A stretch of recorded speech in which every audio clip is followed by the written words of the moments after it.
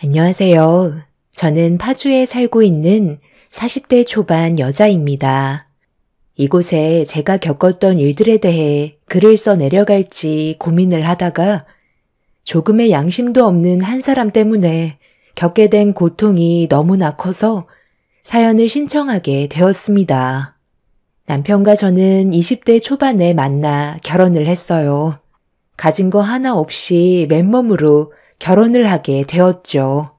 양가 집안 경제적으로 부유한 편은 아니었지만 젊은 나이에 서로 열심히 살다 보면 남들보다 몇 년은 빨리 자리를 잡을 수 있다는 양가 부모님의 말에 비록 가진 건 하나 없었지만 땀 흘리며 살아가다 보니 조금씩 자리를 잡는 게 보였어요. 저희 부부의 목표는 30평대 아파트에 들어가기 전까지는 아이를 가질 계획은 없었습니다. 불안정한 가정 환경에서 아이가 생기게 된다면 앞으로의 삶에 희망이 없을 것 같아 저희 부부는 10년 동안 아이 생각은 접고 돈만 악착같이 벌기로 했었어요. 짧은 시간은 아니었지만 10년이 지나도 30대 초반이기 때문에 그때 돼서 아이를 가져도 충분하다고 생각했었죠. 그렇게 조금이나마 안정적인 미래를 위해 달리다 보니 10년이라는 시간은 눈 깜짝할 사이에 지나갔고 노력은 배신을 하지 않는다고 열심히 살아온 결과 저희가 목표로 한 30평대 아파트에 들어갈 수 있었어요. 혼자서 생활할 때는 돈을 저축하기보단 제가 하고 싶은 것들을 해왔었지만 그렇게 살아온 시간들이 참 후회되더라고요.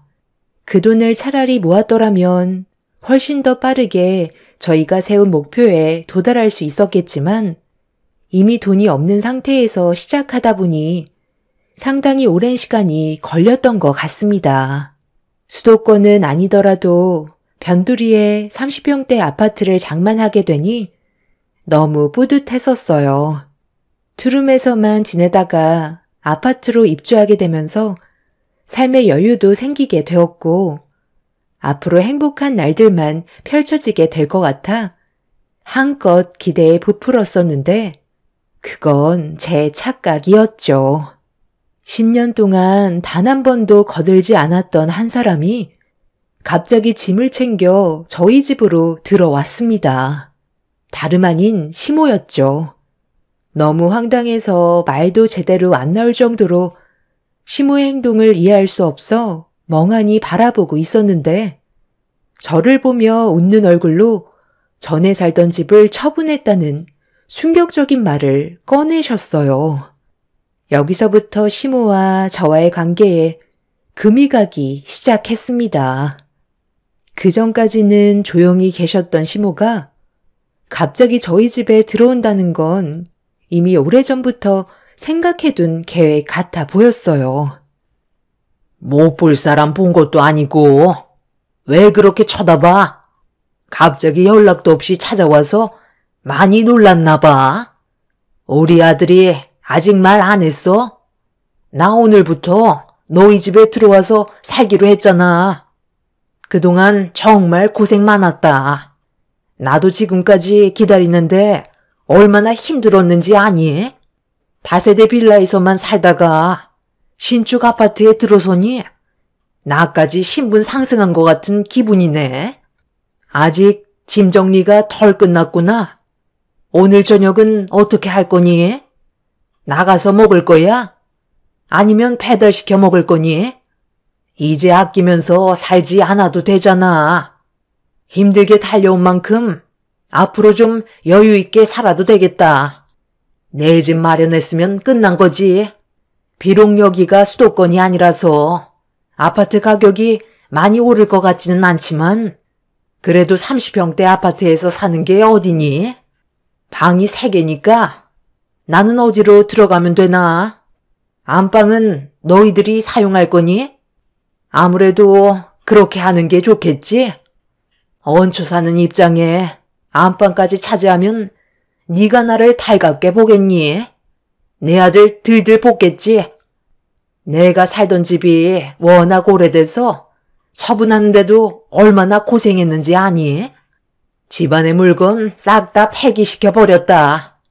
어차피 10년 이상 사용했던 물건들이라 전부 다 찌들어서 가지고 올 것들도 없었어. 최근에 산 옷가지들만 가지고 왔는데 앞으로 하나하나 채워 넣으면 되겠지. 방 하나는 앞으로 태어날 나이 방으로 사용할 테니 나는 그 옆방으로 사용하면 되는 거니? 어머님, 지금 이게 뭐 하시는 거예요? 저랑 사전에 어떠한 말도 없으셨잖아요. 저는 그이한테 한마디도 들은 적이 없어요.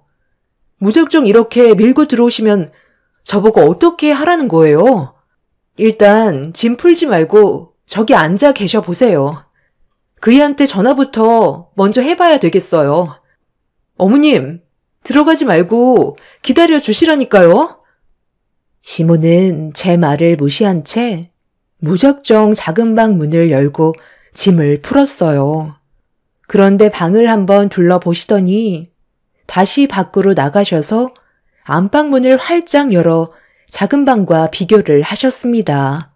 무언가 마음에 들지 않는 듯한 표정을 보이셨고 저는 남편한테 서둘러 전화를 걸었어요. 평소에는 잘 봤던 사람이 그날따라 제가 전화를 몇 통이나 넣었는데도 아무 소식이 없어 발만 구르고 있었죠. 그 사이 시모는 작은 방에 있던 짐을 안방으로 옮기기 시작하셨어요. 너무 놀라 뭐 하시는 거냐고 제가 시모의 팔을 잡자 강하게 뿌리치시면서 침대가 없으면 허리가 아파 잠 한숨 못 잔다고 안방을 사용하시겠다는 말을 하시곤 방문을 잠가 버리셨습니다. 그 사이 남편한테 전화가 왔길래 급하게 받은 뒤 시모가 사시던 집을 처분하고 짐 챙겨서 무작정 집으로 들어와 안방을 차지했다고 하자 남편도 당황스러워 했어요. 뭐라고? 엄마가 지금 우리 집에 있다는 말이야? 내가 그렇게 반대를 했는데 결국 일을 저질렀나 보네. 엄마가 얼마 전에 전화하셔서 나한테 아파트 입주 날이 언제냐고 물어보시길래 우리도 준비하는 기간이 있어서 대충 설명을 드렸거든. 그런데 계속 정확한 날짜를 알고 싶어 하시는 거야. 나중에 입주날 확정 받았을 때 알려드렸었는데 갑자기 우리 집에서 같이 살고 싶어 하시길래 당신이랑 조금도 상의한 적 없는 문제고 그건 힘들 것 같다고 설명드렸는데 지금 무작정 들어오신 거야? 당신한테 얘기 안 한 거는 그때 엄마가 알겠다고 했었거든. 그래서 좋게 해결된 줄 알았지. 최대한 빨리 갈 테니까 조금만 기다려줘. 남편도 시모의 돌발 행동에 많이 당황스러워하고 있었어요. 시모는 안방에서 짐을 풀고 계신지 분주하게 움직이고 계시는 소리가 거실에까지 들려왔었죠. 방문을 두드리면서 시모에게 대화 좀 하자고 말씀드렸지만 제 말에 조금도 대답을 해주지 않으셨어요.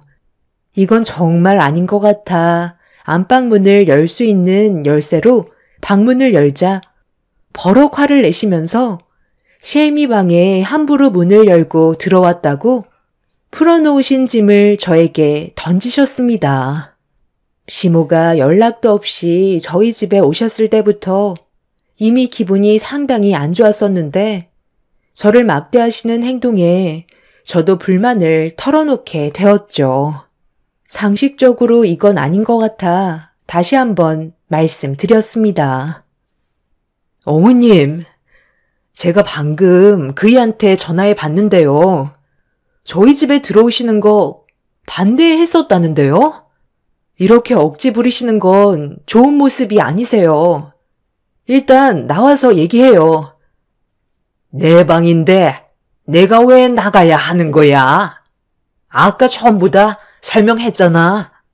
이미 집을 처분했기 때문에 어디 갈 곳도 없다니까.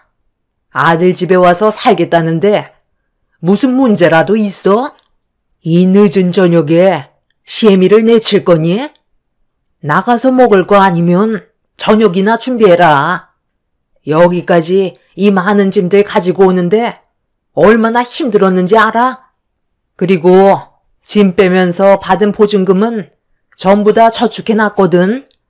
매달 용돈을 받기는 하지만 당장 사용할 돈이 없으니까 이번 달 내일 외출 좀 하게 용돈 좀 챙겨줘라. 어머님, 지금 제 말이 안 들리세요? 저희와 전혀 상의하지 않고 일방적으로 행동하시는 건 안 된다고 했잖아요. 10년 동안 조용히 계셨던 이유가 이거였어요? 시모는 제 말을 무시하면서 입을 굳게 닫으셨어요. 너무 황당하고 어이가 없어서 더 이상 상대하고 싶지 않아 소파에 앉아 버렸는데 시모가 오자마자 화부터 내고 물 한 잔도 주지 않는다면서 서러워 못 살겠다며 불만을 털어 놓으셨습니다. 저도 이미 기분이 상해버린 터라 시모의 말에 대꾸조차 하지 않았죠. 그렇게 집안 분위기가 점점 험악해지려 할 때 남편이 도착했는지 현관문을 열며 허겁지겁 들어왔어요. 시모는 남편을 보자마자 밝은 얼굴로 맞아 주셨습니다. 엄마, 지금 이게 뭐 하시는 거예요? 제가 분명 안 된다고 말씀드렸잖아요. 이렇게 무작정 밀어붙이시면 어떡하자는 거예요? 일단 짐 다시 빼주세요. 네가 안 된다고 했었니? 나는 된다고 하는 줄 알고 들어온 건데. 그리고 방도 많은데 엄마가 좀 같이 살면 어떠니? 내 나이가 몇인데 혼자 사는 것도 외로워서 앞으로 태어날 손주 얼굴 보면서 사람 냄새 나는 공간에 같이 있고 싶다는 건데 이렇게까지 매몰차게 해야 돼? 너희들이 나를 이렇게까지 싫어하는지 몰랐다. 어머님, 지금 그게 아니잖아요. 저희와 충분히 상의한 것도 아니고 무작정 일을 벌이셨으니까 그런 건데 왜 저희 입장은 조금도 고려해주지 않으시는 거예요? 이렇게까지 하지 않으면 너희들이 이 집에서 나랑 같이 살자고 했겠니? 애초에 마음도 없었잖아. 그래서 이렇게까지 하지 않으면 들어올 수 없을 것 같아 내 마음대로 움직였다. 어차피 집을 새로 알아보려 해도 시간이 걸리는 거고 어디 갈 곳도 없으니 당분간이라도 같이 지낼 수밖에 없으니까 이제 그만들 해라. 서운한 건 저희 부부인데 시모가 오히려 더 크게 목소리를 높이셨어요. 남편도 당황했는지 할 말을 잃은 상태였죠. 그날 너무 늦은 저녁이라 어쩔 수 없이 시모를 받아줄 수밖에 없었고 좋았던 집안 분위기는 순식간에 싸늘해지고 말았습니다. 저희 부부도 저녁을 먹지 못한 터라 어쩔 수 없이 일단 시모를 모시고 밖에서 저녁 식사를 한 뒤에 집으로 돌아왔어요. 어떻게 할 수 없다는 게 너무 답답했었죠. 이런 상황을 부모님께 설명을 하자 제 말에 많이 놀라셨는지 시모의 행동이 믿기지 않는다며 재차 물어보셨고 심각하게 고민 좀 해봐야 할 것 같다며 주말에 시간 될 때 집에 좀 들르길 원하셨어요. 갑자기 밀고 들어와 안방까지 차지한 시모 때문에 제가 생각했던 인생 계획은 한순간에 무너지고 말았죠. 부모님께서는 저희가 가는 것보다 차라리 시모와 얼굴을 대면하는 게 좋을 것 같다며 다음날 바로 집으로 오셨어요. 부모님께서 심각한 얼굴로 시모를 바라봤지만 오히려 뻔뻔한 표정으로 부모님을 대하고 계셨습니다. 아니, 둘이 잘 살게 놔두시면 되지. 이런 식으로 나오시면 제 딸과 사이가 얼마나 불편하겠어요. 최대한 빠른 시일 내에 다시 집을 알아보셨으면 좋겠네요. 내 아들 집에서 살겠다는 건데 무슨 문제라도 있나요? 혼자 사는 것도 외로운데 며느리가 차려준 밥상 좀 받아보려고 정말 신중히 결정을 내린 건데 저보고 지금 나가라고요? 이미 집이며 가정까지 전부 다 폐기 처분했는데요. 서로 얼굴 붉히지 말고 그냥 좋게 넘어갑시다. 이미 저는 마음을 굳혔거든요. 사돈이 이런 식으로 나오면 집안 싸움밖엔 안 됩니다. 나이도 드실 만큼 드셨으면 서로 좋게 해결할 수 있는 방법을 생각하셔야죠. 혼자서 사시는 게 외롭고 힘드시면 제 딸 집 근처로 이사를 오시면 되는 거잖아요. 내일 당장 집 처분하고 적금 드신 거 다시 깨시고 집을 알아보시는 게 좋을 것 같습니다. 엄마, 모두가 이건 아니라고 하는데 왜 엄마만 고집을 부리시는 거예요? 끝까지 이러시면 서로 안 좋은 감정만 생긴다는 거 몰라요? 장인어른 말 들으세요. 너는 엄마가 혼자 사는 게 좋니? 너희 아빠 세상 떠나고 내가 얼마나 힘들었는지 알면서 그런 말이 나와? 네가 아파트에 들어가기까지 그동안 나도 얼마나 참고 기다렸었는데 같이 한 공간에서 살고 싶어서 그날을 기다리며 지금까지 홀로 외롭게 살아왔었다. 사돈도 정말 너무하시네요. 아직 서로 의지할 배우자가 있으니까 제 마음을 모르시는 거죠. 사랑하는 사람이 세상을 떠났을 때 그 아픔을 아세요? 내가 진짜 더럽고 치사해서 내일 당장 집 알아보겠습니다. 시모는 동네가 떠나갈 정도로 오열을 하셨고 저희는 그런 시모의 모습을 보면서 정말 난감했었어요. 하지만 시모와 같이 살게 되면 분명 여러 가지로 마찰이 생기게 될 테고 시모에게 좋은 감정이 생기지도 않을 것 같았습니다. 마음 단단히 먹고 아빠가 말씀하신 대로 근처에 집을 알아보는 게 제일 좋은 방법인 것 같았어요. 온 가족이 단호하게 나오자 시모도 더 이상 아무 말도 하지 않으셨죠. 그렇게 저희 아파트 근처로 집을 알아보고 있는데 생각보다 가격이 만만치 않더라고요. 시모가 가지고 계신 재산으로는 괜찮은 집을 구하기에는 어려움이 많았었죠. 만족하실 만한 집이 나와야 저희 집에서 나오실 마음이 생기실 텐데 저희가 마음에 들지 않는데 시모 또한 같은 마음일 것 같아 시간이 많이 필요했고 그 기간 동안 시모는 저희 집에 자리를 잡고 계셨죠. 제가 꿈꿔왔던 삶도 아니고 안방에서 지내지 못하는 것도 서러운데 시모 눈치까지 보면서 살아가야 하는 제 삶이 너무 처량해 보였습니다. 저희 부부는 아침을 안 먹고 출근하기 바쁜데 시모는 아침밥을 꼭 챙겨 드셔야 된다며 저보고 한두 시간 일찍 일어나 아침상까지 준비하길 원하셨죠. 삶의 패턴이 시모가 원하는 방향으로 점점 치우쳤고 저는 우울증 증세까지 오고 말았죠. 부모님께서 제가 정신적으로 너무 힘들어하자 더 이상은 안 될 것 같으셨는지 시모가 가지고 계신 돈에 저희 부모님의 돈까지 합쳐서 그나마 괜찮은 신축 빌라로 알아볼 수 있었어요.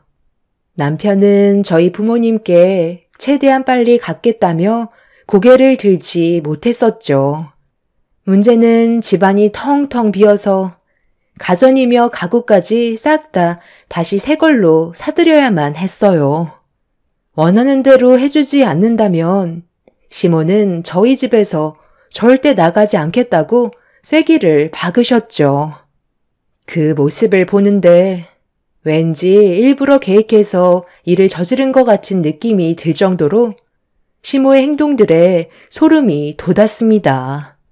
그렇게 겨우 시모를 내보낸 뒤 다시 정상적인 삶으로 돌아온 저희는 그제서야 한숨 돌릴 수 있었지만 시모의 돌발 행동 때문에 온 가족이 금전적인 손해와 스트레스가 말이 아니었습니다. 용돈까지 꼬박꼬박 받아가시면서 바라시는 건 어찌나 많으시던지 시모가 저희 부부에겐 짐이나 다름없었어요. 남편도 시모 때문에 항상 제 눈치를 보면서 살아왔었고 시모는 시도 때도 없이 저희 집에 드나들면서 주말만 되면 새벽같이 오셔선 배고프다며 재촉하셨죠. 집을 알아봐 드렸는데도 제 삶이 변화된 건 시모가 저희 집에서 나가신 건 외엔 딱히 달라진 건 없었어요. 남편도 시모에게 불만을 털어놨었지만 항상 한 귀로 흘러 들으셨죠.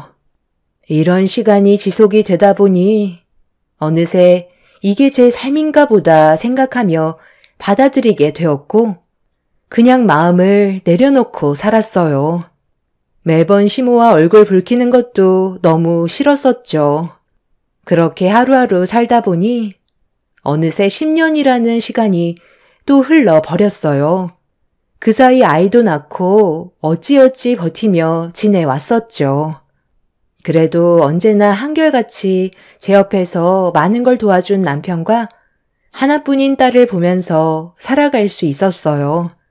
시모가 정도가 지났을 때는 남편이 중간 역할을 잘해준 덕분에 10년의 시간을 살아올 수 있었지. 남편이 중간 역할을 제대로 못했다면 벌써 이혼하고 각자의 삶으로 돌아갔을지도 모를 만큼 시모는 상식 이하의 행동들을 상당히 많이 보여줬었죠.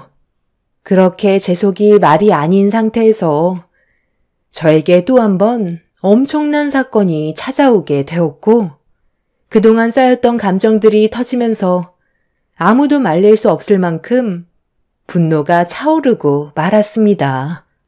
저희 엄마가 도저히 믿을 수 없는 병에 걸리셨어요. 언제부터인가 등 쪽에 통증이 심하다면서 불편해 하시길래 아빠와 함께 병원에서 검사를 받았었는데 전혀 예상하지 못했던 췌장암 진단을 받게 되었고 이미 통증이 왔을 때는 엄마에게 주어진 시간이 많지 않다는 말을 듣게 되었죠. 병원에서 그 말을 들었을 때 하늘이 무너지는 줄 알았고 도저히 현실을 받아들일 수가 없었어요. 그리고 이 소식을 듣게 된 시모가 병실 문을 열고 조심스럽게 들어왔어요. 거기까지는 크게 상관하지 않았지만 분위기 파악을 못하신 건지 이상한 말을 늘어 놓으셨습니다. 에휴, 그러니까 애초에 마음을 곱게 쓰셨으면 이런 병도 피해가지. 예전에 제가 우리 아들과 같이 살고 싶다고 했을 때 허락해줬으면 얼마나 좋아요? 이게 다 자기가 엿보인 거예요. 내가 사돈이었으면 바로 허락했었지. 그때 저에게 막말하신 거 후회되시죠? 갈 때 가더라도 뭘 잘못했는지는 알아야 되지 않겠어요? 지금 뭐 하시는 거예요? 저희 엄마가 뭘 잘못했다고 그런 말을 하시는 거죠? 어머님 형편 어려워서 집 구할 돈도 모자라 저희 부모님께서 도움 주신 거 잊으셨어요? 그럼 어머님은 저희 부모님께 뭘 해주셨는데요? 오히려 매사에 불만만 가득하셨지 조금도 감사함의 표현을 해주신 적도 없으시잖아요. 저희 부모님이 도와주신 게 당연한 거예요? 이 사람이 어머님 집 문제로 저희 부모님께서 도와주셨던 돈 10년 동안 갚아 나갈 때 그동안 뭐 하셨어요? 오히려 용돈을 더 올려달라고 상처되는 말만 거침없이 뱉으셨지? 이 사람한테 미안해 한 적도 없었잖아요. 어머님만 없으면 저희 가족은 행복하게 살아갈 수 있다고요. 얘가 지금 어디다 대고 시애미한테 눈 치켜 세우는 거야? 사돈, 이거 봐봐요. 자식 교육을 제대로 못 시켜서 저를 잡아먹으려 들잖아요. 엄마, 여긴 도대체 왜 오신 거예요? 지금 술 마셨어요? 입에서 술 냄새가 진동을 하는데 병문안 오면서 술을 마시면 어떡해요? 엄마 때문에 제가 얼굴을 들고 다니지 못할 정도라고요. 더 이상 이렇게 살고 싶지 않아요. 차라리 그냥 인연을 끊고 사는 게 좋겠어요. 제발 저 좀 숨 좀 쉬게 해달라고요. 남편은 오열을 하면서 털썩 주저앉아 버렸고 술에 취한 시모는 병실에서 제가 대들었다고 누워 계신 엄마 앞에서 저를 함부로 대하셨어요. 분위기 파악 못하고 손을 올리시려는 시모의 행동에 엄마 옆에서 침묵을 유지하고 계셨던 아빠가 시모의 뒷목을 잡고 병실 밖으로 패대기를 쳐버렸어요. 병원이 떠나갈 정도로 화를 내시자 시모와 몸싸움까지 벌어지게 되었고 병원 관계자분들의 도움으로 시모는 더 이상 병원 안으로 들어올 수 없었습니다. 엄마는 시모의 행동에 상당히 큰 충격을 받으셨는지 결국 몸져 누우셨고 저희 가족은 그날 이후 시모에게 등을 돌렸어요. 어떠한 연락도 받지 않았고 집에 찾아와도 문조차 열어주지 않았습니다. 생활비까지 전부 다 끊어버렸죠. 저희가 조금의 도움도 주지 않자 많이 당황하셨는지 좋게 풀어가려고 연기를 하셨지만 한두 번 상처를 받은 게 아니기 때문에 그동안 참아오면서 살아왔던 만큼 저희 마음을 되돌릴 수는 없었어요. 그렇게 시모에게 조금의 도움도 주지 않고 오로지 엄마한테만 신경을 썼지만 엄마는 항암과 약물 치료를 병행하면서 살고자 노력하셨지만 결국 세상을 떠나고 마셨습니다.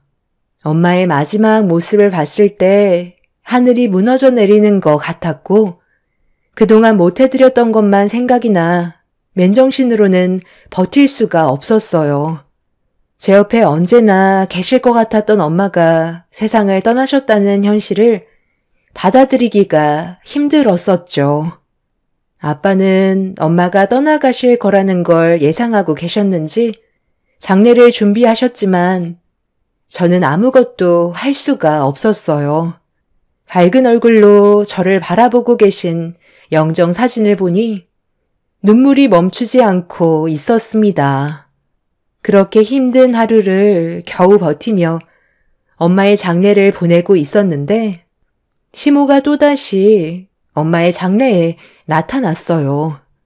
두 번 다시 보고 싶지 않은 얼굴이었지만 그래도 그날만큼은 소란 피우고 싶지도 않았고 몸의 기력이 전부 다 빠진 상태라 어떠한 말도 섞고 싶지 않았어요. 시모는 저와 아빠에게 조의를 표한 뒤 남편의 안내를 받아 간단하게 식사를 하셨습니다. 저희가 시모에게 어떠한 도움도 안 주고 단호하게 행동을 해서 그런지 일손이 모자란 것들을 조용히 도와주고 계셨어요. 신경은 쓰였지만 엄마의 장례식장에서 돌발 행동은 하지 않을 것 같아 조금은 마음을 내려놓고 있었는데 늦은 새벽 시모와 충격적인 일이 벌어지고 말았습니다. 남편은 제 딸을 재우려고 먼저 집에 들어간 상태였고 아빠는 영정사진 앞에 멍하니 앉아 계셨어요. 저는 하루 종일 눈물을 흘려서 그런지 온몸에 힘이 하나도 없어 휴게실에서 잠깐 몸을 회복시키고 있었죠. 시모는 몇 시간 있다가 남편이 나갈 때 같이 따라 나섰는데 시모가 늦은 새벽에 다시 오셨습니다. 갑자기 왜 오셨는지 여쭤보려 했지만 몸에 힘이 하나도 없어 시모를 쳐다만 보고 있었죠. 엄마의 장례식장 안에 지저분한 것들을 치우고 계시길래 엄마가 병실에 누워 계셨을 때 막말을 하신 거에 대해 마음에 걸리셔서 조금이라도 도와주시려고 그러는 것 같아 시모를 묵묵히 바라만 보다가 저도 모르게 눈을 감았습니다. 아주 잠깐 잠이 들다가 갑자기 눈이 떠져 벽에 걸려있는 시계를 바라보니 1시간 정도를 잠들었더라고요. 아빠는 엄마의 영정사진 앞에서 쪼그린 상태로 잠이 들으셨길래 추워 보이시는 것 같아 담요를 덮어드린 뒤 옆에 앉아 가방 안에 들어있는 핸드폰을 꺼내 엄마와 함께 찍은 사진을 보고 있는데 순간적으로 무언가 느낌이 좋지 않았어요. 분명 가방을 닫아놨었는데 활짝 열려 있었던 거였죠. 그 순간 좀 전까지만 해도 돌아다니셨던 시모가 어디 가셨는지 보이지가 않아 불안한 마음에 가방 안을 뒤져봤는데 충격적이게도 엄마 장례비로 인출해둔 800만 원이 눈 깜짝할 사이에 사라져 버렸습니다. 급한 마음에 관리실로 들어가 저희 쪽 장례식장 안의 상황을 확인해달라고 부탁했어요. 그렇게 1시간 전에 CCTV를 돌려보는 순간 입을 다물지 못했고 떨리는 손으로 시모에게 전화를 걸었습니다. 제 전화를 받지 않길래 남편한테 전화를 했어요. 시모가 제 가방을 뒤져 엄마의 장례비를 모조리 가져갔다고 발을 구르면서 설명을 해 주었죠. 남편은 시모에게 전화를 해보겠다며 저와의 통화를 끊었고 저도 계속해서 시모에게 연락을 시도하자 갑자기 전화를 받으셨어요. 너무 어이가 없고 화가 났던 터라 시모에게 소리를 지르면서 CCTV에 전부 다 찍혔으니 당장 엄마의 장례 비용을 가져오지 않으면 경찰에 신고를 하겠다고 화를 냈습니다. 그런데 시모는 침착한 말투로 저에게 한심하다는 말을 하셨어요. 그러게, 누가 가방 안에 장례비를 넣어놓으래? 너희들이 뭘 하고 있는지 뒤에서 전부 다 지켜보고 있었거든. 그런데 장례식장 앞에 은행에서 현금을 인출하더라. 그리고 가방 안에 집어넣는 것까지 확인했는데 내가 그걸 보고 가만히 있겠어? 마침 생활비가 똑 떨어진 상태였거든. 그리고 나 지금 공항으로 가고 있다. 그냥 생활비로 쓰려고 했는데 요즘 제주도가 가고 싶더라고. 그래서 이 돈으로 제주 1달 살기 하면 괜찮을 것 같아 새벽 비행기로 출발하려고 떠나는 중이다. 이것저것 짐까지 전부 다 챙겼고 거의 다 도착했으니 지금 와봤자 나는 이미 비행기 타고 떠났을 시간이니까 고생하지 말고 사돈 장례나 잘 치러라. 이 돈 없어도 그만 아니야. 어차피 사돈 어른이 장례 비용 납부할 거잖아. 그러니까 내가 이 돈 가지고 갔다고 해서 너무하다고 생각하지 말아라. 너희들이 내 생활비를 끊어서 생긴 일이잖니. 이 없으면 잇몸으로 살면 되는 거야. 800만 원 내가 가져간다고 해서 그게 달라지는 거 없다. 그럼 나는 끊는다. 시모의 말에 너무 큰 충격을 받았고 저는 아무리 가족이라고 해도 엄마의 장례 비용을 몰래 가져갔다는 건 절대로 용서하고 싶지 않았습니다. 저희 엄마가 세상을 떠났는데 등골까지 빼먹으려는 시모가 인간 같지 않았어요. 서둘러 남편에게 알리자 경찰에게 도움을 청하면 공항에 있는 관계자와 연락을 취해서 비행기 타는 걸 막을 수 있다며 서둘러 일을 진행했고 그렇게 남편과 함께 다급히 공항으로 향했어요. 그렇게 정신없이 출발해서 도착을 하니 경찰분들이 시모를 붙잡았고 저는 차에서 내리자마자 시모의 머리채를 한 움큼 잡아 앞뒤로 흔들면서 난리를 쳤습니다. 시모도 제 머리를 잡으려 했지만 경찰들이 저와 시모를 떨어뜨려 놨어요. 이성을 잃어버린 상태라 시모를 가만두지 않겠다며 고함을 질렀죠. 경찰은 저에게 돈 봉투를 돌려주었고 다행히 봉투 안에는 엄마의 장례 비용이 그대로 들어 있었습니다. 남편은 시모의 실망스러운 모습에 아무 말도 하지 않았어요. 그렇게 시모가 조사를 받기 위해 경찰차에 올라타려는 순간 갑자기 경찰들을 뿌리치며 도망을 쳤어요. 뛰어봤자 건장한 남자들을 따돌릴 수는 없는데 도망을 가려는 시모의 행동이 너무 한심해 보였습니다. 경찰분들과 저희 부부가 시모의 뒤를 따랐고 얼마 가지 못해 지치셨는지 숨을 헐떡이면서 걸음을 멈추셨어요. 그런데 시모가 난간에 매달려 돌발 행동을 하셨습니다. 다가오지 마. 너희들 한 발자국만 더 다가오면 어떤 상황이 벌어지게 될지 알지? 괜히 일 크게 만들고 싶지 않으면 당장 물러서. 너희들이 나를 잡을 수 있을 것 같아? 제주도 좀 가고 싶어서 돈 좀 가져간 걸 가지고 경찰까지 불러?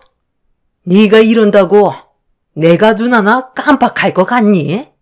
그 돈 당장 내놔라. 엄마, 이제 그만 좀 해요. 왜 이렇게 꽉 막힌 행동만 하시는 건데요? 이럴수록 점점 더 상황만 악화된다는 거 모르세요? 계속 고집 부리시면 공무집행 방해죄로 처벌만 더 커진다고요. 좋게 해결하고 싶으시면 이제 그만 이쪽으로 오세요. 그러다 정말 떨어지기라도 하면 어쩌려고 그래요? 일로 오시라고요. 떨어질 수나 있겠어? 어차피 저는 당신을 용서할 수가 없어요. 법적으로 강력하게 처벌할 거고 당신이 가지고 있는 모든 걸 전부 다 빼앗을 거예요. 내 목숨을 걸어서 뼛속까지 아작낼 거라고요. 왜요? 콩밥 먹을 생각하니까 두려우세요? 어떻게 해서든지 징역 보낼 거니 그런 줄 아세요. 당신이 징역 들어가는 순간 살고 계신 집 바로 처분할 거고 저희는 두 번 다시 찾을 수 없는 곳으로 사라져 버릴 거라고요. 그 집 명이 이 사람으로 되어 있는 거 아시죠? 당신이 가지고 있던 돈보다 우리 쪽에서 지원해준 돈이 훨씬 많아서 그렇게 했던 거 기억 안 나요? 어쩌실 거예요? 경찰서로 가실래요? 아니면 계속 거기 계실 거예요? 어차피 오래 버틸수록 점점 가중처벌이 늘어난다는 거 아시죠? 시간을 끌면 끌수록 저에게는 더 유리한 조건이 되겠네요. 난간에 매달려 있던 시모는 제 말에 화가 치밀어 오르셨는지 저에게 달려들려고 난간에서 내려오려는 순간 갑자기 도망치면서 체력이 많이 떨어진 상태였고 다리에 힘이 많이 빠졌는지 미끄러짐과 동시에 몸의 균형을 잡지 못하고 뒤로 넘어지고 말았습니다. 결국 시모는 난간에서 떨어지게 되었고 서둘러 구조대의 도움을 받아 병실로 옮겨졌지만 상태는 너무 심각했어요. 2m 높이 정도 되는 난간에서 떨어졌으니 연세가 있으신 시모의 몸이 정상일 리가 없었죠. 결국 시모는 뇌사 상태로 눈을 뜨지 못하는 충격적인 상황으로까지 이어지고 말았습니다. 이런 일이 생겼다는 게 참 안타까울 뿐이에요. 서로 웃으면서 남은 인생 행복하게 살면 되는 걸 왜 이렇게 고집부리고 모난 행동을 하셔서 안 좋은 결과까지 오게 된 건지 답답하기만 합니다. 저희 엄마의 장례는 무사히 치렀지만 시모는 아직까지 병실에서 겨우 숨만 붙어 있는 상태로 누워 계세요. 오늘도 병원에 다녀오는 길이었죠. 사람이 세상 떠날 때가 되면 앞뒤 안 가린다더니 시모가 세상을 떠나시려고 그렇게까지 막 나가셨던 것 같습니다. 의사의 말로는 길어야 한 달이라고 합니다. 저희 엄마 장례가 끝난 지 얼마 되지도 않았는데 시모의 장례까지 치러야 하니 힘이 많이 빠지네요. 박힌 돌을 빼내는 건데도 얼마 뒤 세상을 떠나신다고 하니 마음이 좋지는 않습니다. 이 모든 일이 또 제 탓인 것만 같아 죄책감 또한 밀려오네요. 남편은 본인 손으로 경찰을 부른 거니 제 탓이 아니라고 하지만 마음이 무겁습니다. 두 번 다시 기억하고 싶지 않은 순간들이라 여기에 제가 겪었던 사연을 털어놓고 앞으로 있게 될 좋은 날들만 생각하려고요. 지나간 과거에 대해서는 더 이상 제 머릿속에 담아두고 싶지 않네요. 제 사연을 들어주신 분들께서도 가족들과 항상 평화를 유지하면서 행복한 시간들 많이 만들어 가셨으면 좋겠어요. 서로 헐뜯어봤자 그 결과는 참담할 뿐입니다. 오늘 하루 힘내시고 좋은 일만 가득하셨으면 좋겠습니다. 감사합니다. 안녕하세요. 저는 남편의 결혼 전과 후가 너무 달라서 크게 실망을 하게 된 나머지 결국 이혼까지 선택하게 된 30대 초반 여자입니다. 첫 결혼은 실패로 돌아가게 되었지만 그래도 후회는 없습니다. 저희 부부는 가진 게 많지는 않았지만 그래도 이제 시작이기 때문에 열심히 살다 보면 좋은 결과는 자동적으로 뒤따를 줄 알았어요. 그런데 제가 꿈꿔오고 상상했던 결혼 생활과는 점점 멀어지는 게 눈에 보이기 시작하면서 이렇게 사는 건 정말 아닌 것 같아 남편과 돈 문제로 심각하게 대화를 이어나가게 되었죠. 하지만 남편은 제가 걱정하는 부분을 이해해주지 못했었어요. 결혼을 했으면 당연히 새롭게 꾸린 가정이 안정적으로 돌아갈 수 있게 하기 위해선 금전적인 여유가 뒷받침되어야 하는데 남편은 그런 제 마음을 전혀 이해해주지 못하고 있었습니다. 충분히 대화로 해결할 수 있을 거라 생각했었어요. 하지만 시간이 지날수록 제가 이 사람을 선택한 거에 대한 후회가 밀려오기 시작하는데 힘들게 결혼을 한 만큼 이혼은 하고 싶지 않았지만 실망만 안겨준 남편의 행동은 제 입에서 이혼하자는 말까지 나오게 하고 말았어요. 화를 내는 저를 이해해주지 못해 답답할 뿐이었죠. 당신이 하는 행동을 봐봐. 정말 모르겠어? 우리가 지금 연애하고 있는 거야? 앞으로 어떻게 살아가야 할지 많은 고민을 하고 계획을 해야 되는 중요한 시기에 지금 어떻게 했어? 어머님이 여행 좀 다녀온다고 용돈 좀 달라고 하니까 나랑 상의 한마디도 없이 무조건 200만 원을 보내드렸잖아. 그게 맞는 거야? 내가 돈 함부로 드리지 말라고 그랬지? 아버님이 지금도 충분히 일을 하고 계시는데 왜 당신한테 돈을 받냐는 거야. 200만 원이면 우리 한 달 생활비 쓰고 저축까지 할 수 있는 돈이라고. 당신은 나랑 상의하는 것 자체가 싫은 거야? 돈을 벌면 뭐해. 이런 식으로 계속 나가면 우리의 삶은 좋아질 수 없는 거라고. 내가 벌은 돈으로 우리 엄마 효도 좀 시켜드리겠다는 건데 지금 이게 나한테 화를 낼 일이야? 그동안 같이 지내다가 당신이랑 결혼하면서 집안에 빈자리가 생기다 보니 많이 힘들어 하시는 것 같은데 꼭 그런 식으로 말을 해야 돼? 내 입장도 생각을 좀 해줘야지. 내가 해드릴 수 있는 최선의 방법이 금전적인 지원밖에 더 있어? 당신 원래 이런 사람이었어? 왜 이렇게 잔소리가 많아? 이거 하지 마라, 저거 하면 안 된다. 도대체가 내 마음대로 할 수 있는 게 아무것도 없어. 결혼은 서로의 입장을 존중해줘야 한다고. 나는 최대한으로 노력을 하고 있는데 당신은 언제나 나한테 잔소리만 늘어놓고 있잖아. 당신이 지금 하는 행동을 봐봐. 내 말을 들은 게 하나라도 있어? 대답을 해봐. 맨날 당신 엄마 걱정뿐이잖아. 한두 살 먹은 나이도 아니고 이런 식으로 행동하는 거 더 이상 못 봐주겠어.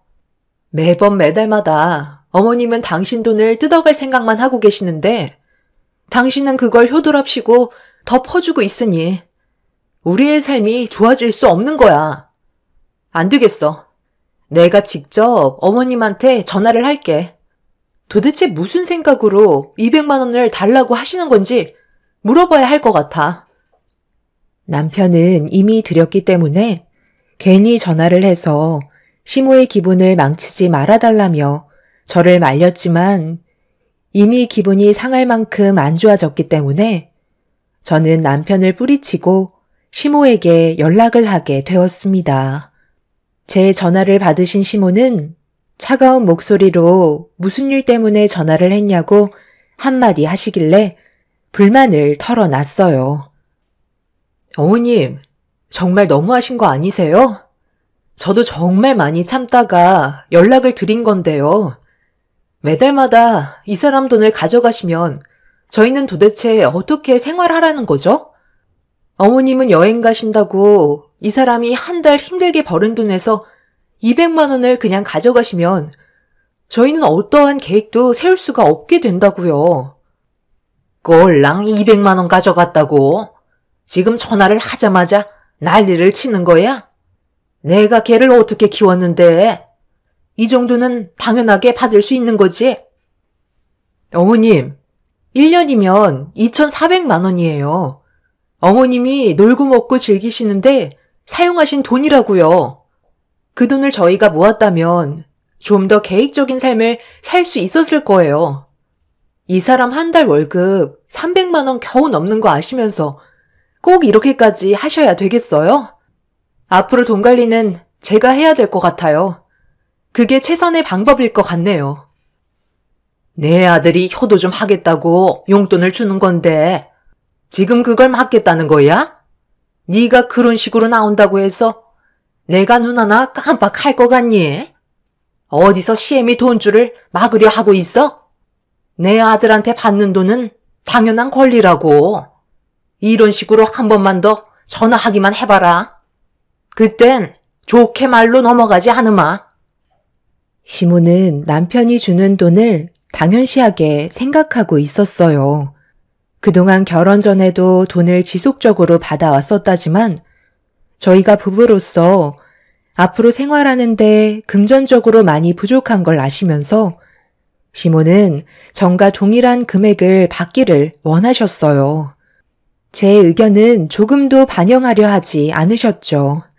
제가 얼굴을 붉히면서 시모와 심각하게 대화를 주고받고 있자 남편은 그만했으면 좋겠다고 제 핸드폰을 빼서 전화통화를 끊어버리는 어이없는 일을 만들어 버리면서 시모한테 최대한 안 좋은 감정 억누르며 불만을 얘기하고 있었는데 핸드폰을 뺏어가는 순간 남편한테 모든 화를 쏟아내 버리고 말았습니다.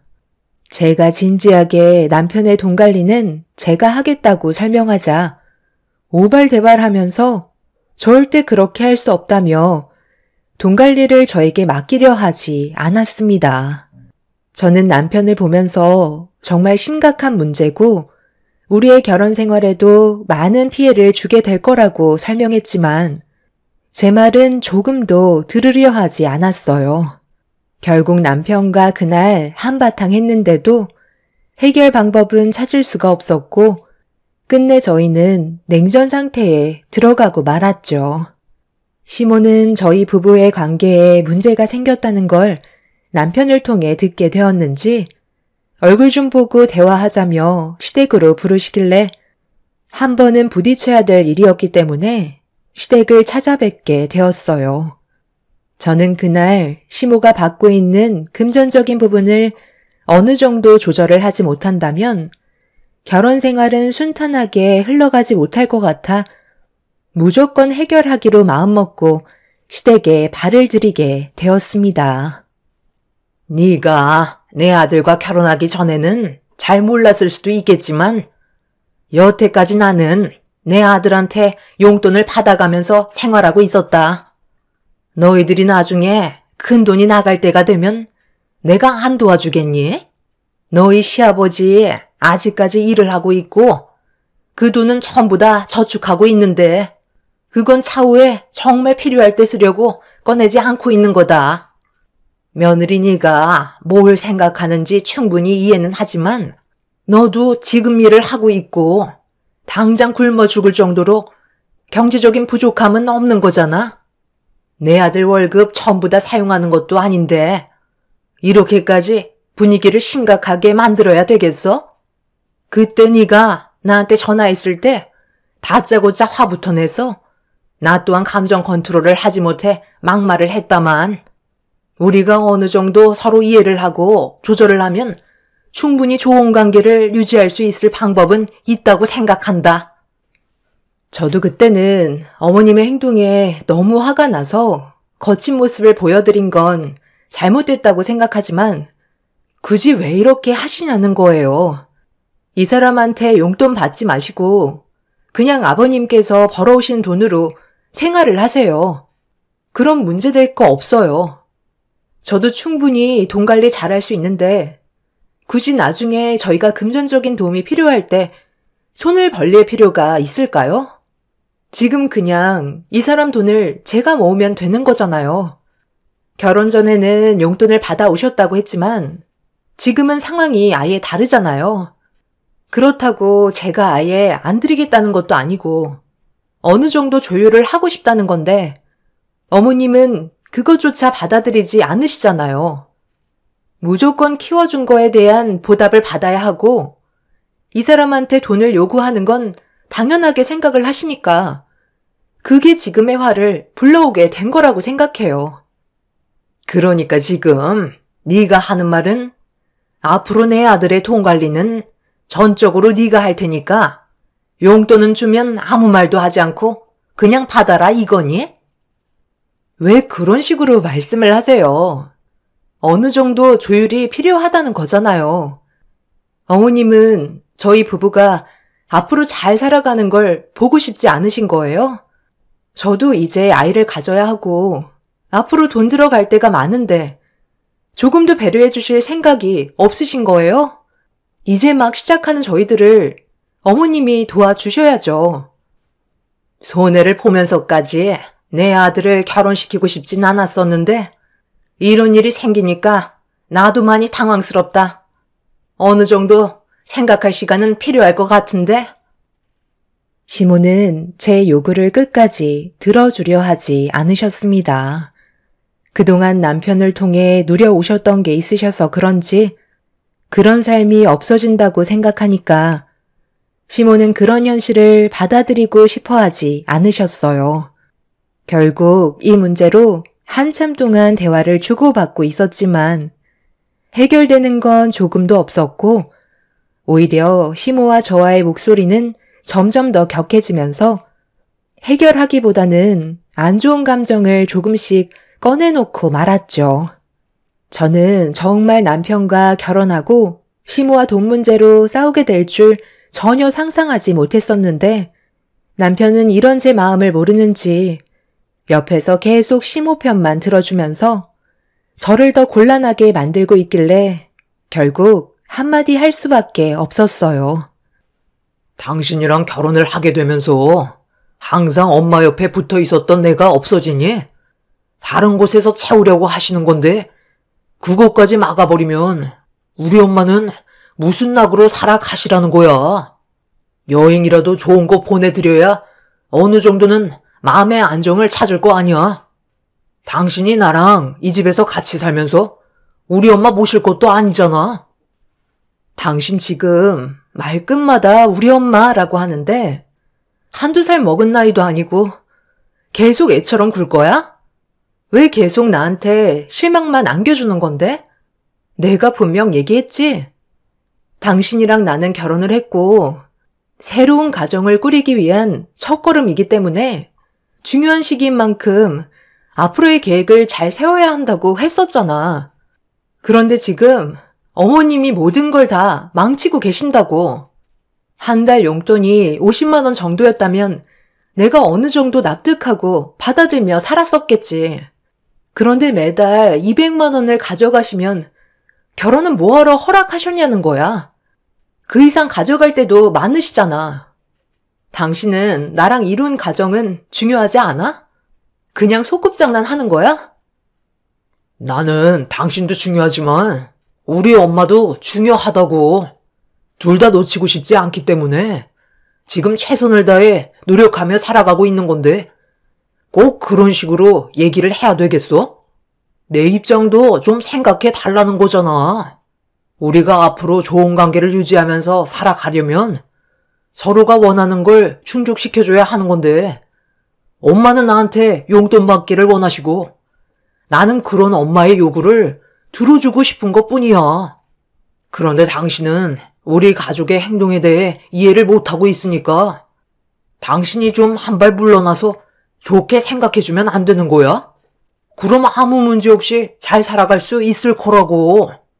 서로 웃으면서 행복하게 살 수 있는 방법은 많은데 당신이 너무 속이 좁아서 우리 집안을 이해해주지 못하는 것 같아. 지금 우리 엄마 표정을 봐봐. 얼마나 마음 아파하시고 있어? 아들인 내 마음이 찢어질 것 같다고. 저는 남편의 말을 듣고 있는데 저도 모르게 입 밖으로 욕이 나올 뻔했어요. 너무 화가 나고 제 말은 조금도 들으려 하지 않는 이런 집안과 결혼한 거에 대해 후회가 밀려오는 순간이었죠. 저는 그날 시댁에 있으면서 이 사람들과 함께 살다가는 제가 정신병에 걸릴 수도 있겠다는 생각이 머릿속으로 스치게 되면서 차라리 미래도 없는 삶을 힘들게 붙잡고 살 바엔 차라리 헤어지는 게 답일 것 같아 보였어요. 그래서 진지하게 남편과 저와의 관계에 대해 물어보게 되었죠. 대화조차 안 통하고 아무것도 해결되지 않는데 우리의 미래가 밝아질 수는 없을 것 같아. 계속 이렇게 살 순 없잖아? 당신이 벌어오는 돈은 어머님 배만 불리고 있고 내가 벌어오는 돈으로 당신 배만 불리고 있으니 내가 무슨 자선 사업가도 아니고 평생 동안 당신 밑에서 무료 봉사하느니 정신 상태가 제대로 박힌 다른 남자를 만나는 게 좋을 것 같아. 한 번뿐인 내 인생 후회 없는 삶을 살고 싶은데 당신이랑 결혼을 하고 나서 지금까지 매일을 후회하고 있어. 차라리 우리 둘의 관계를 하루빨리 정리를 해야 서로가 스트레스 받지 않고 살아갈 수 있을 것 같은데. 어때? 당신이 그렇게 원하는 효도하면서 어머님한테 한 달 고생해서 받은 월급 전부 바치면서 살아. 그게 당신 삶이라며. 나는 그 꼴을 보면서 살아갈 순 없으니 여기까지만 하겠다는 거야. 어머님도 그게 좋을 것 같죠? 지금 뭐 하자는 거야? 그러니까 당신 말은 나랑 그만 살겠다는 거야? 이혼이라도 하겠다는 거냐고? 엄마, 지연이가 이젠 아예 정신줄을 놨나 봐요. 너 꼭 이렇게까지 해야 되겠니? 결국 내 입에서 아들한테 돈을 받지 않겠다는 말이 나와야 그만하겠다는 거야? 이혼이 무슨 애들 장난도 아니고 그렇게 쉽게 결정할 수 있는 문제는 아니잖아. 네가 생각하는 기준에 우리 집안의 행동을 이해 못하고 있는 것 같은데 그래도 이혼은 아니지. 그건 안 된다. 저를 붙잡을 필요는 없으시잖아요. 어머님도 옆에서 제잘거리는 며느리보다 아무것도 신경 안 쓰는 새 며느리를 드리는 게 좋지 않겠어요? 제가 비정상인데 굳이 정상인 사람들 사이에 껴서 살아봤자 피해만 주는데 하루빨리 정리하는 게 좋을 것 같아요. 어머님도 속으론 그걸 원하시는 거 아니에요? 제가 이혼 통보를 하자 남편과 시모는 사색이 된 얼굴로 이혼만큼은 안 된다며 거부를 하고 있었어요. 저는 이미 마음이 떠난 상태였고 두 모자 사이에 질려버렸기 때문에 다시 좋은 관계를 회복시킬 마음도 없었습니다. 그날 저는 뭐라도 얻지 못한다면 헤어질 걸 각오하고 갔었기 때문에 단호한 행동을 보인 저를 시모와 남편이 감당할 수는 없었고 결국 꼬리를 내리고 말았죠. 시모는 하루빨리 손주를 보고 싶어하는 마음이 있었기 때문에 제가 남편과 이혼을 하게 된다면 또다시 기약도 없는 세월을 기다려야 한다는 걸 걱정하고 계셨어요. 남편도 시모에게 서둘러 손주를 안겨주고 싶어 했었기 때문에 제 조건을 어쩔 수 없이 들어줄 수밖에 없는 상황이었지만 얼굴에는 불만이 한가득이었습니다. 그렇게 시모는 한동안 용돈을 받지 않겠다며 차후에 다시 만나서 조율을 하자는 대답을 받아내게 되었고 돈 관리 또한 제가 하겠다고 하자 시모는 고개만 끄덕인 채 아무 말도 하지 않았습니다. 정말 정신적으로 힘든 날이었지만 그래도 밀어붙인 만큼 어느 정도의 결과는 뒤따라와서 저 또한 격해진 감정을 가라앉힐 수 있었죠. 그렇게 몇 달 동안은 시모와 남편은 조용히 지내고 있었어요. 남편의 월급은 제가 관리를 하게 되면서 결혼 1년 만에 처음으로 제대로 된 저축을 할 수 있었지만 시모의 불만은 또다시 터져 나왔어요. 여보세요? 이번 주 주말에 시간 되면 얼굴 좀 봤으면 좋겠는데 내 아들이랑 올 수 있니? 기니 할 말이 있어서 그런 거니? 꼭 와줬으면 한다. 무슨 일 때문에 그러세요? 제가 이번 주 주말에는 친정을 좀 가봐야 해서요. 전화로 하실 수 있으시면 지금 얘기하셔도 괜찮을 것 같은데요. 내가 몇 달 동안 용돈을 받지 않겠다고 얘기했고 지금까지 그 약속을 지키고 있는데 너는 나랑 한 약속을 진지하게 생각하고 있지 않는 것 같아서 얼굴 좀 보자고 했던 거다. 무슨 말인지 대충 알고는 있을 텐데 언제 소식을 들려줄 거니? 아이가 생겼다는 소식을 들려줘야 나도 약속을 지킨 보람이 있는 거지. 어머님, 이제 2달 지났어요. 어머님이 그동안 제 의견을 차단하고 지낸 시간이 1년이 넘었고요. 제가 확신을 가질 수 있는 시간이 모자라다는 걸 모르세요? 제가 아이를 임신하면 어머님의 태도가 바뀔지 그건 모르는 거잖아요. 그럼 각서라도 쓰시겠어요? 앞으로 용돈은 제가 얼마를 드리던 불만을 가지지 않고 그이가 벌어오는 돈은 절대로 건들지 않겠다는 약속만 해주세요. 임신하는 순간 제 인생도 돌이킬 수 없는 건데 어느 정도 확답은 받아야 하는 거잖아요. 지금 나보고 각서를 쓰라는 거야? 2달 용돈 안 받았으면 그걸로 된 거지. 얼마나 더 참으라는 거냐? 하고 싶은 게 얼마나 많은데 그걸 지금까지 참고 기다렸으면 내 노력을 알아줘야지. 이제는 각서까지 쓰라는 거야? 해도 너무한 거 아니냐고? 됐다. 너한테 손주를 바라느니 그냥 아들 돈 내가 쓰고 만다. 거 봐요. 어머님은 제가 손주를 임신했어도 똑같이 행동하셨을 거예요. 최소 1년은 제가 드리는 용돈으로 생활하셔야죠. 아버님도 일하시는데 왜 그이한테서 돈을 더 받아가시려는 거죠? 저는 어머님이 원하는 방향대로 끌려갈 생각 조금도 없으니까 또다시 일을 크게 만들지 않으셨으면 좋겠어요. 그렇게 하시면 어머님 아들이 더 힘들어지는 거 모르세요? 제가 어느 정도 심적인 안정이 되어야 어머님한테 손주도 안겨드릴 수 있는 준비가 될 것 같아요. 그러니 어머님도 저를 도와주세요.